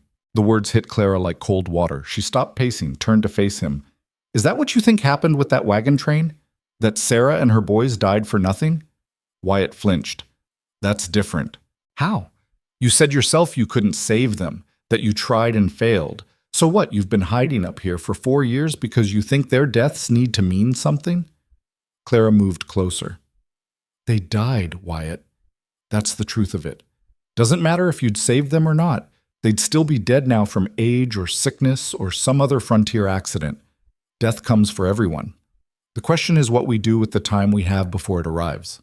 Wyatt was quiet for a long moment. When he spoke, his voice was barely above a whisper. What do you want to do with your time? I want to fight. I want to make Amos regret the day he left me in that snow. Clara sat back down beside him. And I want you standing next to me when I do it. Something fierce and protective flashed in Wyatt's eyes. All right. Then we fight. But we fight smart, not stupid. Over the next 2 days, they planned. The cabin was defensible but not impregnable. 10 men could surround it, starve them out, or burn them out. So they needed to control the terrain, funnel the attackers into killing zones. Wyatt sketched it out on a piece of charcoal on the cabin floor. The clearing was roughly circular, with the cabin at the center. Trees ringed it on all sides, thick enough to provide cover for attackers. That was the problem. We need to push them back, Wyatt said, marking positions with rocks. Make them fight from farther out, where we have better sight lines. How do we do that? Traps. Nothing fancy, but enough to make them cautious. Wyatt looked up at her. Can you dig in this frozen ground? Clara thought about it. The snow was deep, but underneath the earth was hard as iron. Maybe near the creek. The ground's softer there. Then that's where we start. They worked through the afternoon, Wyatt directing from the cabin while Clara dug shallow pits in the softer ground near the creek. She covered them with branches and snow, creating pitfalls that wouldn't kill, but would definitely slow someone down and make noise doing it. Wyatt had her string thin wire between trees at ankle height, trip lines that would send a man sprawling. She scattered broken glass from a jar near the approaches, half buried in snow where it would tear through boot leather. It wasn't much, but it was something. By the evening of the 6th day after the fight, the storm finally broke. Clara woke to silence and weak sunlight filtering through the shutters. She moved to the window, opened it carefully. The world outside was transformed. Snow covered everything in smooth, pristine drifts. The trees were heavy with it, branches bending low. The sky was pale blue, clear for the first time in a week. Beautiful and deadly, like everything in these mountains. "They'll come today," Wyatt said from behind her. Clara turned. He was standing, shakily, but standing. The color was back in his face, though he still moved carefully, favoring his wounded shoulder. "You should be resting." "I've rested enough." Wyatt moved to the table where his weapons were laid out. "Help me load these."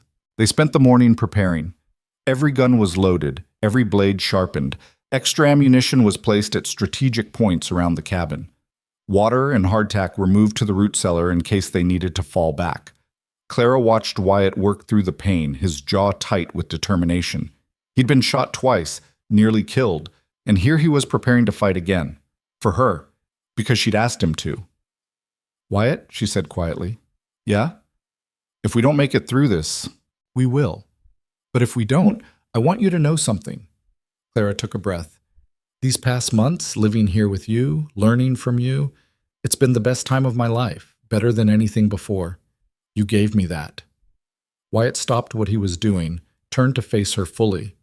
For once, the hardness in his eyes was gone, replaced by something raw and honest. "You gave me something too," he said. "Reminded me what I was fighting for all those years I was a scout. It wasn't about the money or the adventure.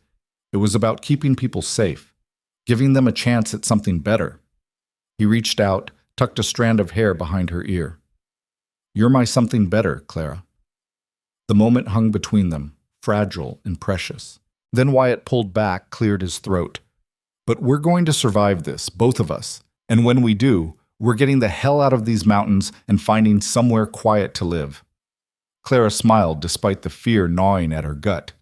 "That sounds nice." They heard the horses around noon, not close yet, maybe a mile out, but coming steady. Clara counted the hoofbeats. 8 horses. Not 10 like Charlie had warned, but close enough. Wyatt positioned himself at the front window, rifle ready despite his injured shoulder. Clara took the back, shotgun loaded with the buckshot that had served her so well in the last fight. The wait was torture. Clara could hear them getting closer, the jingle of tack and the low murmur of voices. They weren't trying to be quiet. Why would they? 8 armed men against a wounded cowboy and a girl. They probably thought this would be easy. They were about to learn different. The first horse appeared at the tree line. Clara recognized the rider immediately. Her Uncle Amos. He'd aged in the months since she'd seen him, new lines carved into his face. But his eyes were the same, cold, calculating, empty of anything resembling love or regret.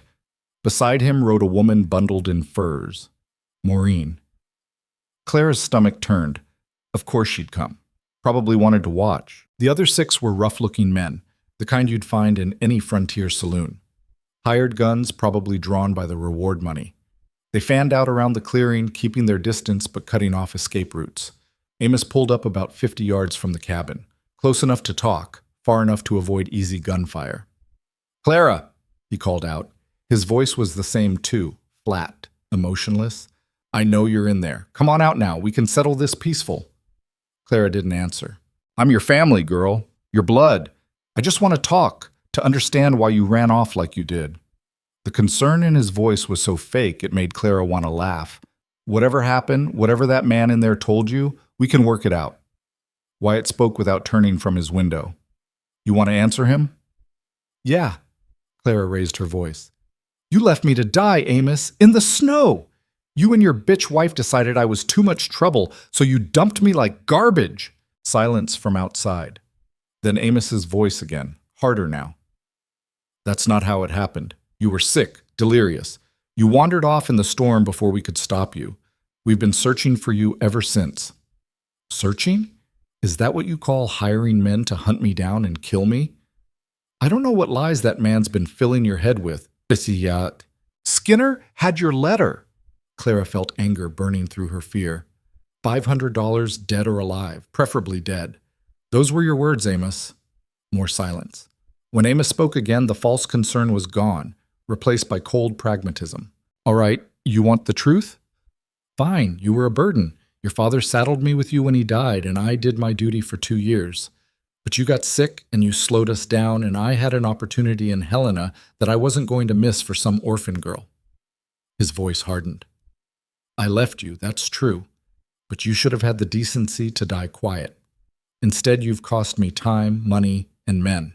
So here's what's going to happen. You come out now, you come peaceful, I'll make it quick. Painless. You fight, and I'll let my boys here have their fun first. Your choice. Clara felt cold rage wash through her. This was the man her father had trusted, the man who was supposed to care for her. Go to hell, she said. Amos sighed. So be it. Boys, she's all yours. Just make sure there's enough left to identify. The 6 hired guns started forward. They didn't rush, didn't charge. They moved carefully, professionally, using the trees for cover. These weren't like Skinner and his crew. These were experienced fighters. One of them hit Clara's first trap.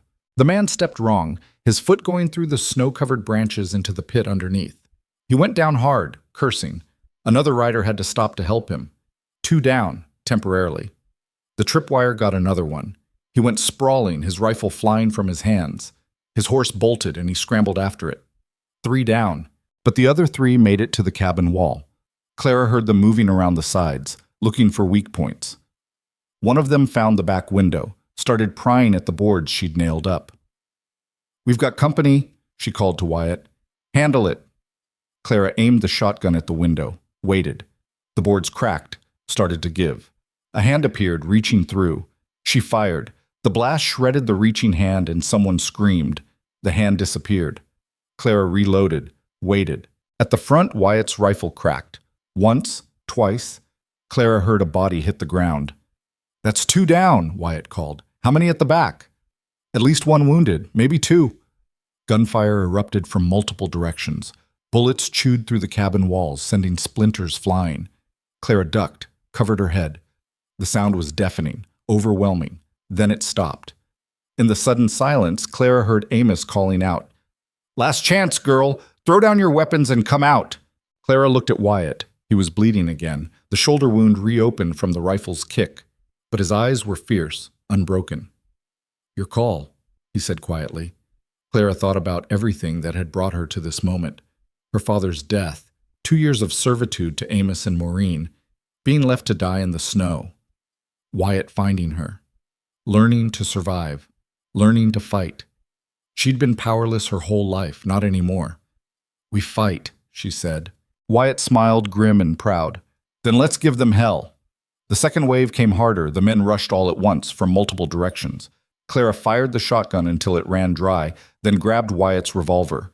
She didn't know if she hit anyone. The smoke and noise and chaos made it impossible to track.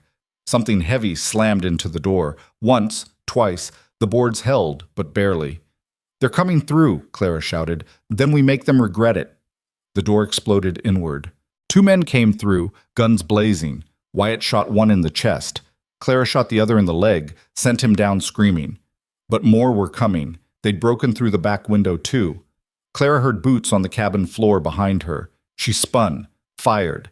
The man ducked, returned fire.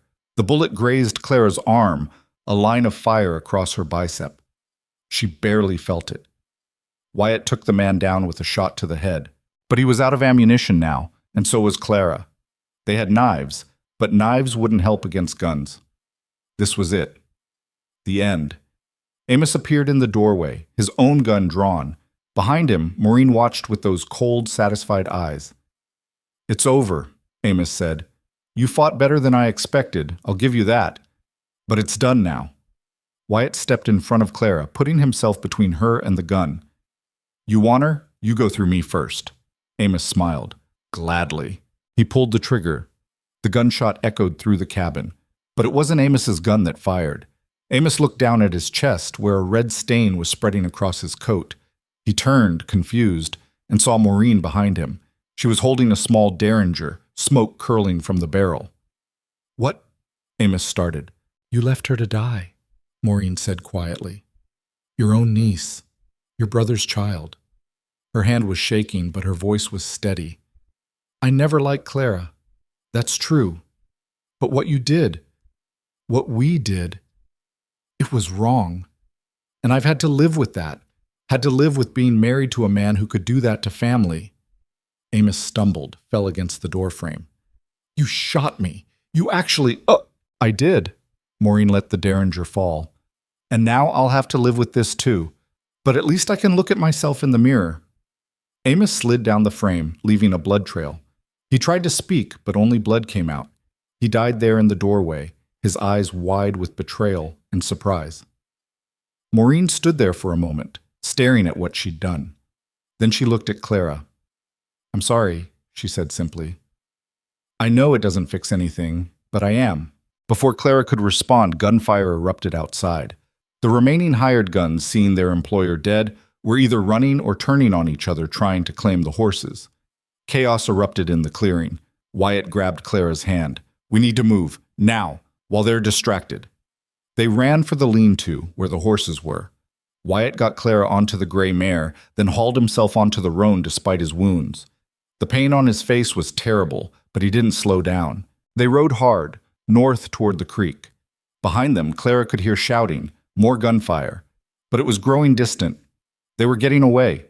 The storm had left fresh snow everywhere, and their tracks would be easy to follow. But Wyatt knew these mountains. He led them through the creek itself, the icy water covering their trail. Then up through a narrow canyon Clara had never seen before, so tight the rock walls almost touched. They rode for hours, until the horses were lathered and blowing and Clara was numb with cold and exhaustion and shock. Finally, as the sun was setting, Wyatt pulled up in a small clearing protected on 3 sides by rock walls. We'll rest here, he said. His voice was weak, his face gray. The ride had cost him. Clara helped him down from the roan, got him seated against a boulder. The shoulder wound was bleeding again, soaking through the bandages. We need to stop this, she said, her hands shaking as she examined it. Later. First, we need to make sure no one followed. Clara looked back the way they'd come. Nothing but empty snow and gathering darkness. They'd made it. Against all odds, they'd survived. Clara started to laugh. It came out broken, edged with hysteria. Wyatt pulled her close with his good arm, held her while she shook. It's over, he said quietly. It's really over. Clara buried her face against his chest and cried. For everything she'd lost. For everything she'd survived. For the violence she'd committed and the blood on her hands and the man who'd saved her life more times than she could count. When the tears finally stopped, she pulled back, looked at him. What now? Wyatt managed a tired smile. Now we find that pass to Idaho. We cross it, we start over. New names, new life. Leave all this behind. Can we do that? Just leave? We can try. He touched her face gently. That's all anyone can do. Try. Clara thought about that. About trying. About surviving. About building something new from the ashes of everything that had burned. All right, she said. Let's try. They stayed in that clearing through the night, taking turns on watch. When dawn came, cold and clear, they mounted up and rode northwest, toward the pass, toward Idaho, toward whatever future waited on the other side of these mountains. Behind them, the cabin and the bodies and the blood faded into memory. Ahead, the peaks rose white and sharp against the morning sky. The mountains had tried to kill Clara once, but she'd survived them, and now they were showing her the way out. The pass was worse than Wyatt had described. They found the twin pines Charlie had mentioned just after noon on the second day. 2 massive lodgepole pines that had somehow grown intertwined, their trunks twisted together like lovers frozen in embrace. From there, the game trail was barely visible, just a slight depression in the snow, marked by the occasional track from deer or elk. Wyatt studied it from his saddle, his face drawn. The ride was taking everything he had. Clara could see him fading, the blood loss and pain wearing him down hour by hour. How bad is it? She asked. Bad enough. He shifted in the saddle, winced. The trail climbs for about 5 miles, then drops into a canyon. That's the dangerous part. Avalanche country. We'll need to move fast and quiet. Clara looked at the steep slope ahead of them. Fast wasn't going to happen, not with Wyatt barely able to stay upright. But they didn't have a choice. Behind them, somewhere in those mountains, Amos's remaining men might be regrouping, or the law might come looking, asking questions about all those dead bodies. They had to keep moving. The climb was brutal. The horses struggled through snow that came up to their chests in places. Wyatt had to stop every few hundred yards to rest, his breathing ragged. Clara watched him with growing fear. The shoulder wound had stopped bleeding, but infection was setting in. She could see it in the red streaks radiating from the bandage, in the fever flush on his cheeks. "We need to stop," she said after the fourth rest. "Make camp. Let you recover." "Can't. Storm's coming." Wyatt pointed to the western sky, where dark clouds were building. "We get caught on this slope in a blizzard. We're dead. Need to make the canyon before it hits." He was right. Clara could feel the temperature dropping, the wind picking up. Another storm, because of course there was. The mountains weren't done testing them yet. They pushed on. The trail narrowed as they climbed until they were moving single file along a ledge with a sheer drop on one side and a wall of rock on the other. Clara's hands were white-knuckled on the reins, her heart in her throat every time the gray mare's hooves slipped on ice. "Don't look down," she told herself. "Just keep moving." Wyatt was ahead of her on the roan. She watched him swaying in the saddle, listing to one side. If he fell here, there'd be no catching him, just a long drop to the rocks below. "Wyatt," she called. "Talk to me. Stay awake." "I'm awake." His voice was slurred, unconvincing. "Tell me about Missouri, about when you were a kid." "Nothing to tell." "Then make something up. Just talk." Silence for a moment. Then Wyatt spoke, his words coming slow and careful. "There was a creek near our farm. Little thing, barely deep enough to swim in, but it had a rope swing some kid had tied to an old cottonwood." He paused, and Clara could hear the effort it took him to keep talking. "I used to go there when Pa was drinking. Swing out over the water and pretend I was flying, pretend I could just keep going and never come back." "Did you ever go back after you left?" "No, farm's probably gone now. Pa, too." "Good riddance to both." The bitterness in his voice was sharp, but Clara heard the pain underneath. Everyone had things they were running from. Wyatt had his father. She had Amos and Maureen. Maybe that's why they understood each other. They both knew what it was like to be discarded by the people who were supposed to protect them. They reached the top of the pass just as the first snowflakes started to fall. The view from up there was staggering. Behind them, the Bitterroot Mountains stretched endlessly, peak after peak covered in snow. Ahead, the land dropped away into a deep canyon, then rose again into gentler hills that eventually gave way to forests and valleys. Idaho territory. Freedom. But between them and that freedom was a narrow trail that switched back and forth down the canyon wall. And the storm was coming fast. "We need to move," Wyatt said. But when he tried to urge the roan forward, the horse balked. Its ears were pinned back, nostrils flaring. Clara felt the gray mare do the same thing. Something was wrong. Then she heard it. A sound like distant thunder, but wrong, deeper, growing louder. "Avalanche," Wyatt said. His voice was suddenly sharp, the fever haze gone.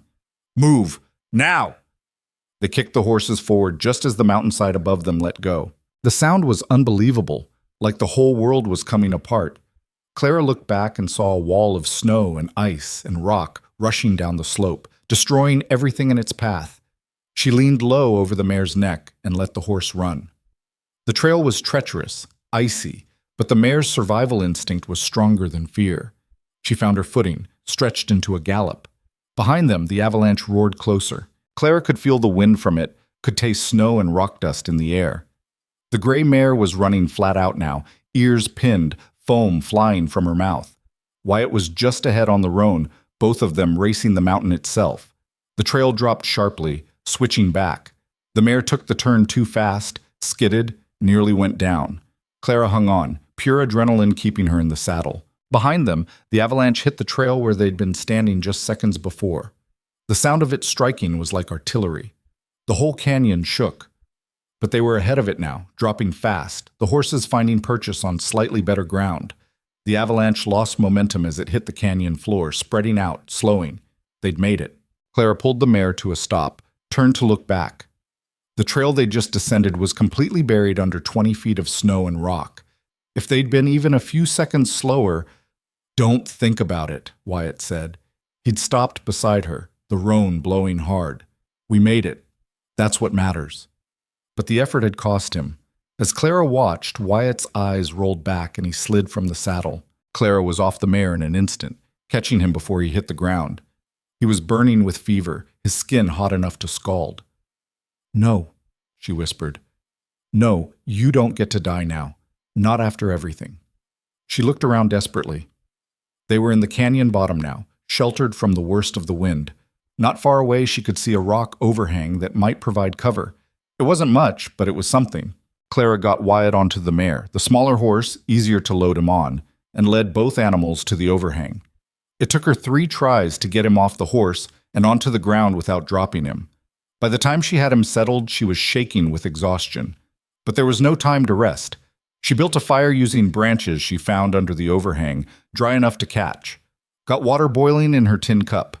Cut away Wyatt's bandages and examined the wounds. The shoulder was infected, angry red and weeping pus. Clara had seen enough infected wounds back at the homestead, Pa had gotten one once from a rusty nail, to know this was bad. Without proper medicine, without a doctor, Wyatt would die. Maybe in days, maybe in hours. But they didn't have medicine or a doctor. They had what was in the saddlebags in Clara's own 2 hands. She cleaned the wound with boiling water, ignoring Wyatt's unconscious thrashing. Packed it with snow to bring down the swelling. Made a poultice from pine sap and moss, something she'd seen Pa do once, though she wasn't sure if she was remembering it right. All night she worked, keeping the fire going, keeping Wyatt warm, forcing water between his lips whenever he was conscious enough to swallow.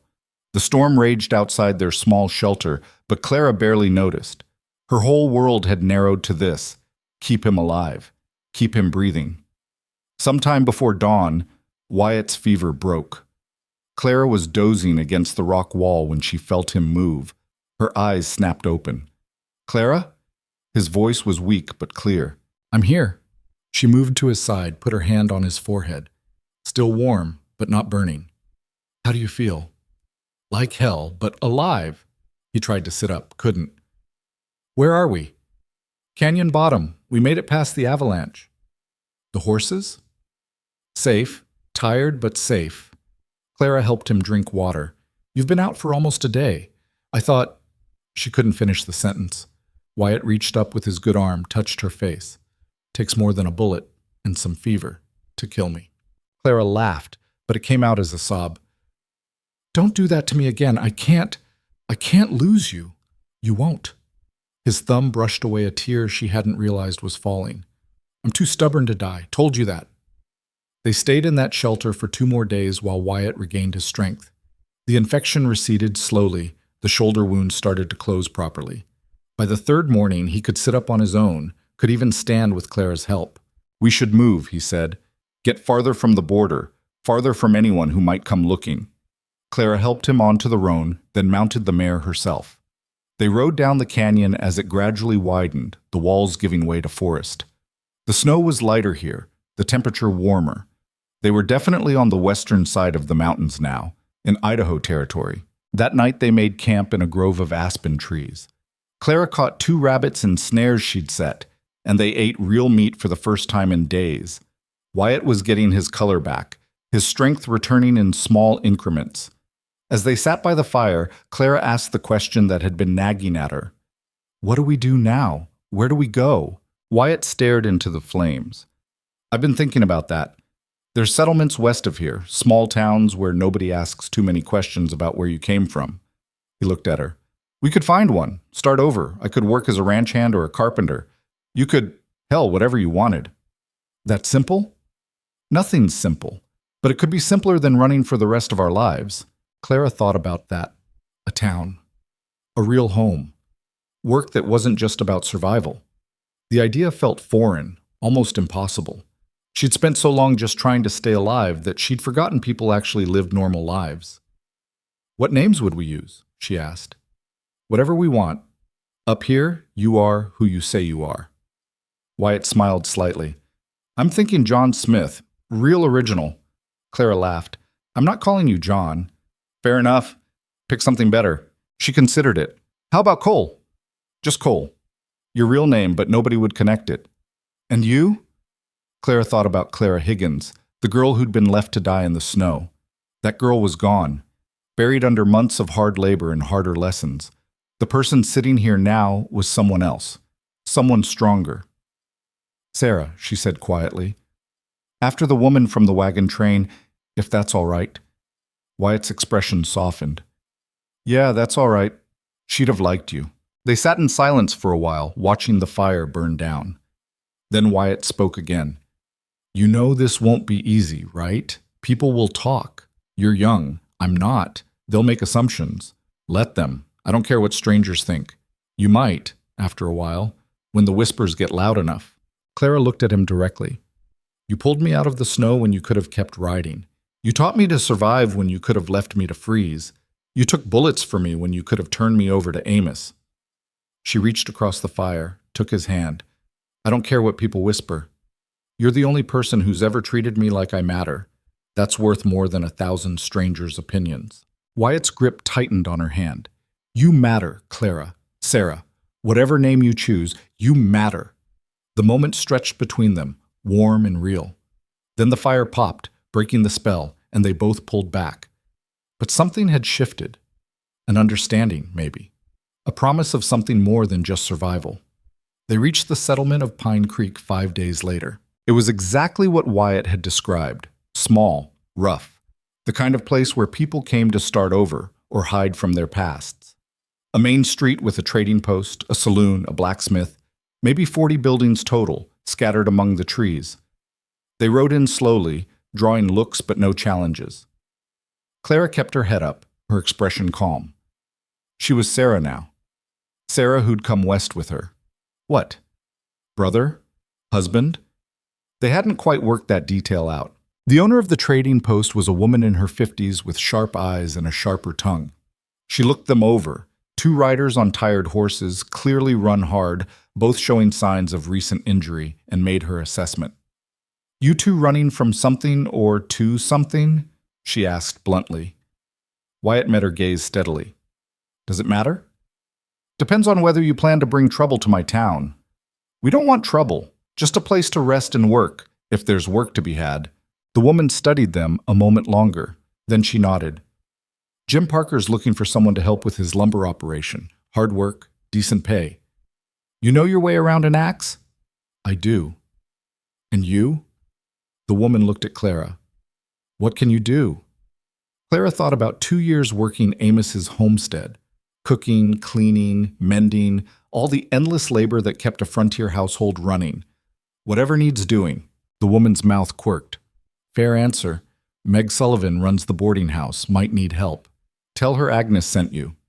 They found lodging at the boarding house. A single room with 2 beds, clean if worn. The price was fair. Meg Sullivan was a widow who asked no questions and expected none answered. Wyatt started work at the lumber camp the next day. The work was brutal on his still healing shoulder, but he pushed through it. Clara helped Meg with the boarding house chores and took in mending on the side. The pay was small, but it was honest. Slowly, carefully, they built a life. Winter gave way to spring. The snow melted, revealing green hillsides and wildflowers. Clara had never seen anything so beautiful. The mountains had been harsh, unforgiving. This land was gentler, more forgiving. It felt like breathing after being underwater for too long. She and Wyatt fell into a routine. He'd work the lumber camp during the day. She'd work the boarding house. Evenings, they'd share dinner, sometimes talking, sometimes just sitting in comfortable silence. They never talked about the cabin, or Amos, or the men they'd killed. That was behind them, buried in the snow. But Clara knew Wyatt still carried it. She'd wake sometimes in the night to find him sitting by the window, staring out at nothing. The guilt hadn't left him, probably never would. Men like Wyatt didn't forget their failures, didn't forgive themselves for the people they couldn't save. One night in April, Clara found him outside the boarding house, smoking a cigarette he'd rolled himself. She sat down beside him on the steps. Can't sleep? She asked. Never could sleep much. You know that. They sat in silence for a while. Then Clara said, You know it's not your fault, right? What happened to that wagon train? Wyatt took a long drag on the cigarette. You've said that before. I'll keep saying it until you believe it. I was responsible for them. I failed. You fought. You killed 3 men trying to protect them. That's not failing, Wyatt. That's doing everything you could. It wasn't enough. Clara turned to face him. It never is. There's always something more you could have done, some choice you could have made different. That's the trap. You can spend your whole life wondering what if, and it won't change anything. Those people are still gone. But you're still here, and you saved me. Doesn't that count for something? Wyatt looked at her, really looked at her. You think one life makes up for three? I think you can't measure it like that. Life's not a ledger where you balance debts and credits. You did something good for me. That's real. That matters. Let it matter. He was quiet for a long time. Then he said, When did you get so smart? I had a good teacher. Clara smiled. Stubborn old cowboy who wouldn't let me give up, even when I wanted to. Wyatt smiled back, small but genuine. I'm not that old. You're old enough. They sat together as the night deepened, and Clara felt something settle inside her. This was peace. Not the absence of problems, they'd always have those, but the presence of something worth protecting, worth fighting for. The townspeople eventually stopped whispering about them, or maybe Clara just stopped caring what they whispered. She worked hard, kept her head down, and earned her place in Pine Creek. Wyatt did the same. They became fixtures, part of the fabric of the town. In May, Wyatt came home from the lumber camp with news. Jim's selling off a piece of land, he said. 20 acres on the edge of town, good timber, a creek running through it. He's giving me first offer since I've been working for him. Clara looked up from the shirt she was mending. Can we afford it? Barely, if we pool what we've saved and I take on extra work. What would we do with 20 acres? Wyatt sat down across from her. Build a house. A real one, not a cabin. Plant a garden. Maybe run some cattle if we can afford them. Make something that's ours. Clara set down her mending. You want to settle here, permanently? I want to stop running, stop hiding. He reached across the table, took her hand. I want to build something with you, if you want that too. Clara thought about the cabin in the mountains, about the life they'd had there. It had been good in its way, but it had also been lonely, isolated. This would be different. A real home in a real town, surrounded by people instead of wilderness. I want that, she said. They bought the land in June, spent the summer clearing it, marking out where the house would go. Wyatt did most of the heavy work, but Clara helped where she could. They worked side by side, turning raw land into something they could build on. The house went up slowly. Wyatt was a better carpenter than he'd admitted, and he took his time getting it right. Stone foundation, strong timber walls, a real roof that wouldn't leak, 2 bedrooms, a kitchen, a main room with a fireplace. The town helped too. That's what people did in places like Pine Creek. When someone was building, everyone pitched in. Jim Parker donated extra lumber. Meg Sullivan organized meals for the workers. Even Agnes from the trading post showed up with her sons to help raise the walls. By September, the house was finished. It wasn't fancy. No paint, no glass windows, just simple oiled paper. But it was solid. Built to last. Built to be a home. Clara stood in the doorway the day they moved in, looking at the empty rooms that would soon be filled with furniture and life. She thought about the girl who'd been left to die in the snow 9 months ago. That girl would never have believed this was possible. But Clara had learned something in those months between then and now. She'd learned that survival wasn't just about enduring. It was about deciding what you wanted to live for and fighting for it with everything you had. You all right? Wyatt asked from behind her. Clara turned. He was standing in the main room, a bag of their belongings slung over his good shoulder. The injured one still gave him trouble sometimes, especially when the weather turned, but he managed. Yeah, Clara said, I'm good. That night they sat on the porch of their new house and watched the sun set over the Idaho hills. The air was warm, carrying the scent of pine and wildflowers. Somewhere in the distance, a coyote called. You ever think about going back? Clara asked. To the cabin? Wyatt shook his head. That life's over. Let it stay buried. Do you miss it? Parts of it? The quiet? The simplicity? He looked at her. But this is better. This is living, not just surviving. Clara understood the distinction. Surviving was what you did when you had no choice. Living was what you did when you decided to be more than just alive. I killed 3 men, Clara said quietly. It was the first time she'd spoken it out loud. Shot them, watched them die. I know. Does it get easier, living with that? Wyatt was silent for a long time. No, but you learn to carry it. You remember why you did it, to protect yourself, to protect the people you care about. That doesn't make it right, but it makes it bearable. Clara thought about Skinner and his men, about the wounded man she'd shot while he begged for mercy.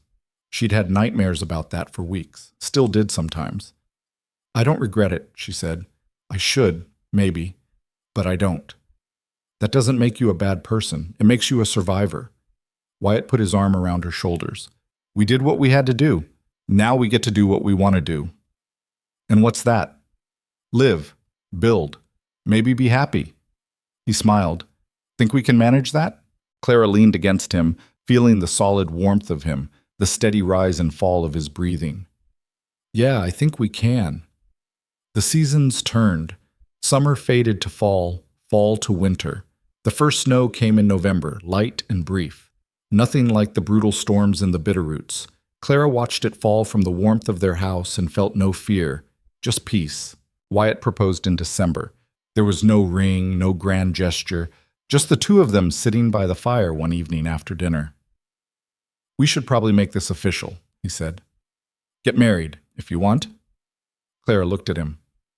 Is this your idea of romance? Never claimed to be romantic. No, you didn't, Clara smiled. Yes. Yes? Yes, I'll marry you, even though your proposal was terrible. They were married by the town's minister in January in the main room of their house. Half of Pine Creek showed up. Meg Sullivan cried. Agnes brought whiskey. Jim Parker gave a rambling toast about hard work and second chances. Clara wore a simple dress Meg had helped her make. Wyatt wore his best shirt and looked uncomfortable the whole time. But when he said his vows, his voice was steady and sure. She was Clara Cole now. The name felt right, like it had always been hers. Spring came again, their second in Pine Creek. Clara planted a garden, vegetables and flowers both. Wyatt built a small barn, bought 2 cows and a handful of chickens. The land started to produce. Not much, but enough. They worked hard. Some days were good, some were difficult. They argued sometimes, usually about small things. How to spend money, whose turn it was to feed the animals, whether to fix the leaky pipe now or later. Normal married things. But through it all, they built something real. Something that belonged to them and nobody else. One evening in May, as they sat on the porch watching the sunset, Claire said, Do you ever wonder what happened to Maureen? Wyatt considered it. Sometimes. I figure she either went back east or found another frontier to disappear into. Either way, she's living with what she did, same as us. You think she regrets it? Shooting Amos? Maybe. Maybe not. Hard to say what's in someone else's heart. Clara thought about that. About Maureen standing in that cabin doorway with the Derringer, making a choice that would change everything. It didn't excuse the months of cruelty, the decision to leave Clara in the snow. But it was something. An acknowledgement that they'd been wrong. I hope she finds peace, Clara said. Whatever that looks like for her. Wyatt looked at her with something like pride. You're a better person than I am. No, just tired of carrying hate. It's too heavy. They sat in silence, watching the light fade from the sky.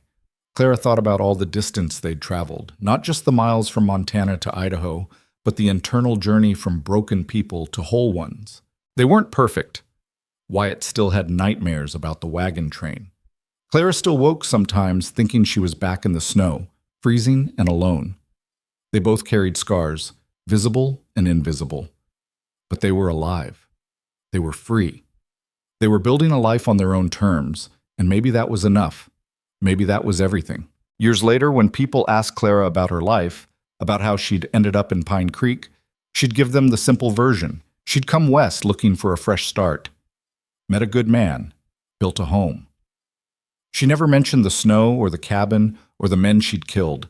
Those things were hers to carry. Hers and Wyatt's. The people they'd become had been forged in violence and survival. But that wasn't the whole story. The whole story was this. 2 broken people found each other in the worst possible circumstances and chose to build something better. Chose to live instead of just survive. Chose hope over despair. The mountains had tried to kill them. Instead, the mountains had made them stronger. And in the end, that strength gave them something neither had ever had before. A place to belong. A reason to wake up each morning. A future that was theirs to shape. Clara Cole stood on her porch in the Idaho hills, watching the sun set over land she owned, beside a man who'd given her back her life. The scars were still there, would always be there, But so was this: the garden, the house, the peace. She'd survived the bitter mountains and everything they'd thrown at her. And on the other side of survival, she'd found something better than she'd ever imagined. She'd found home.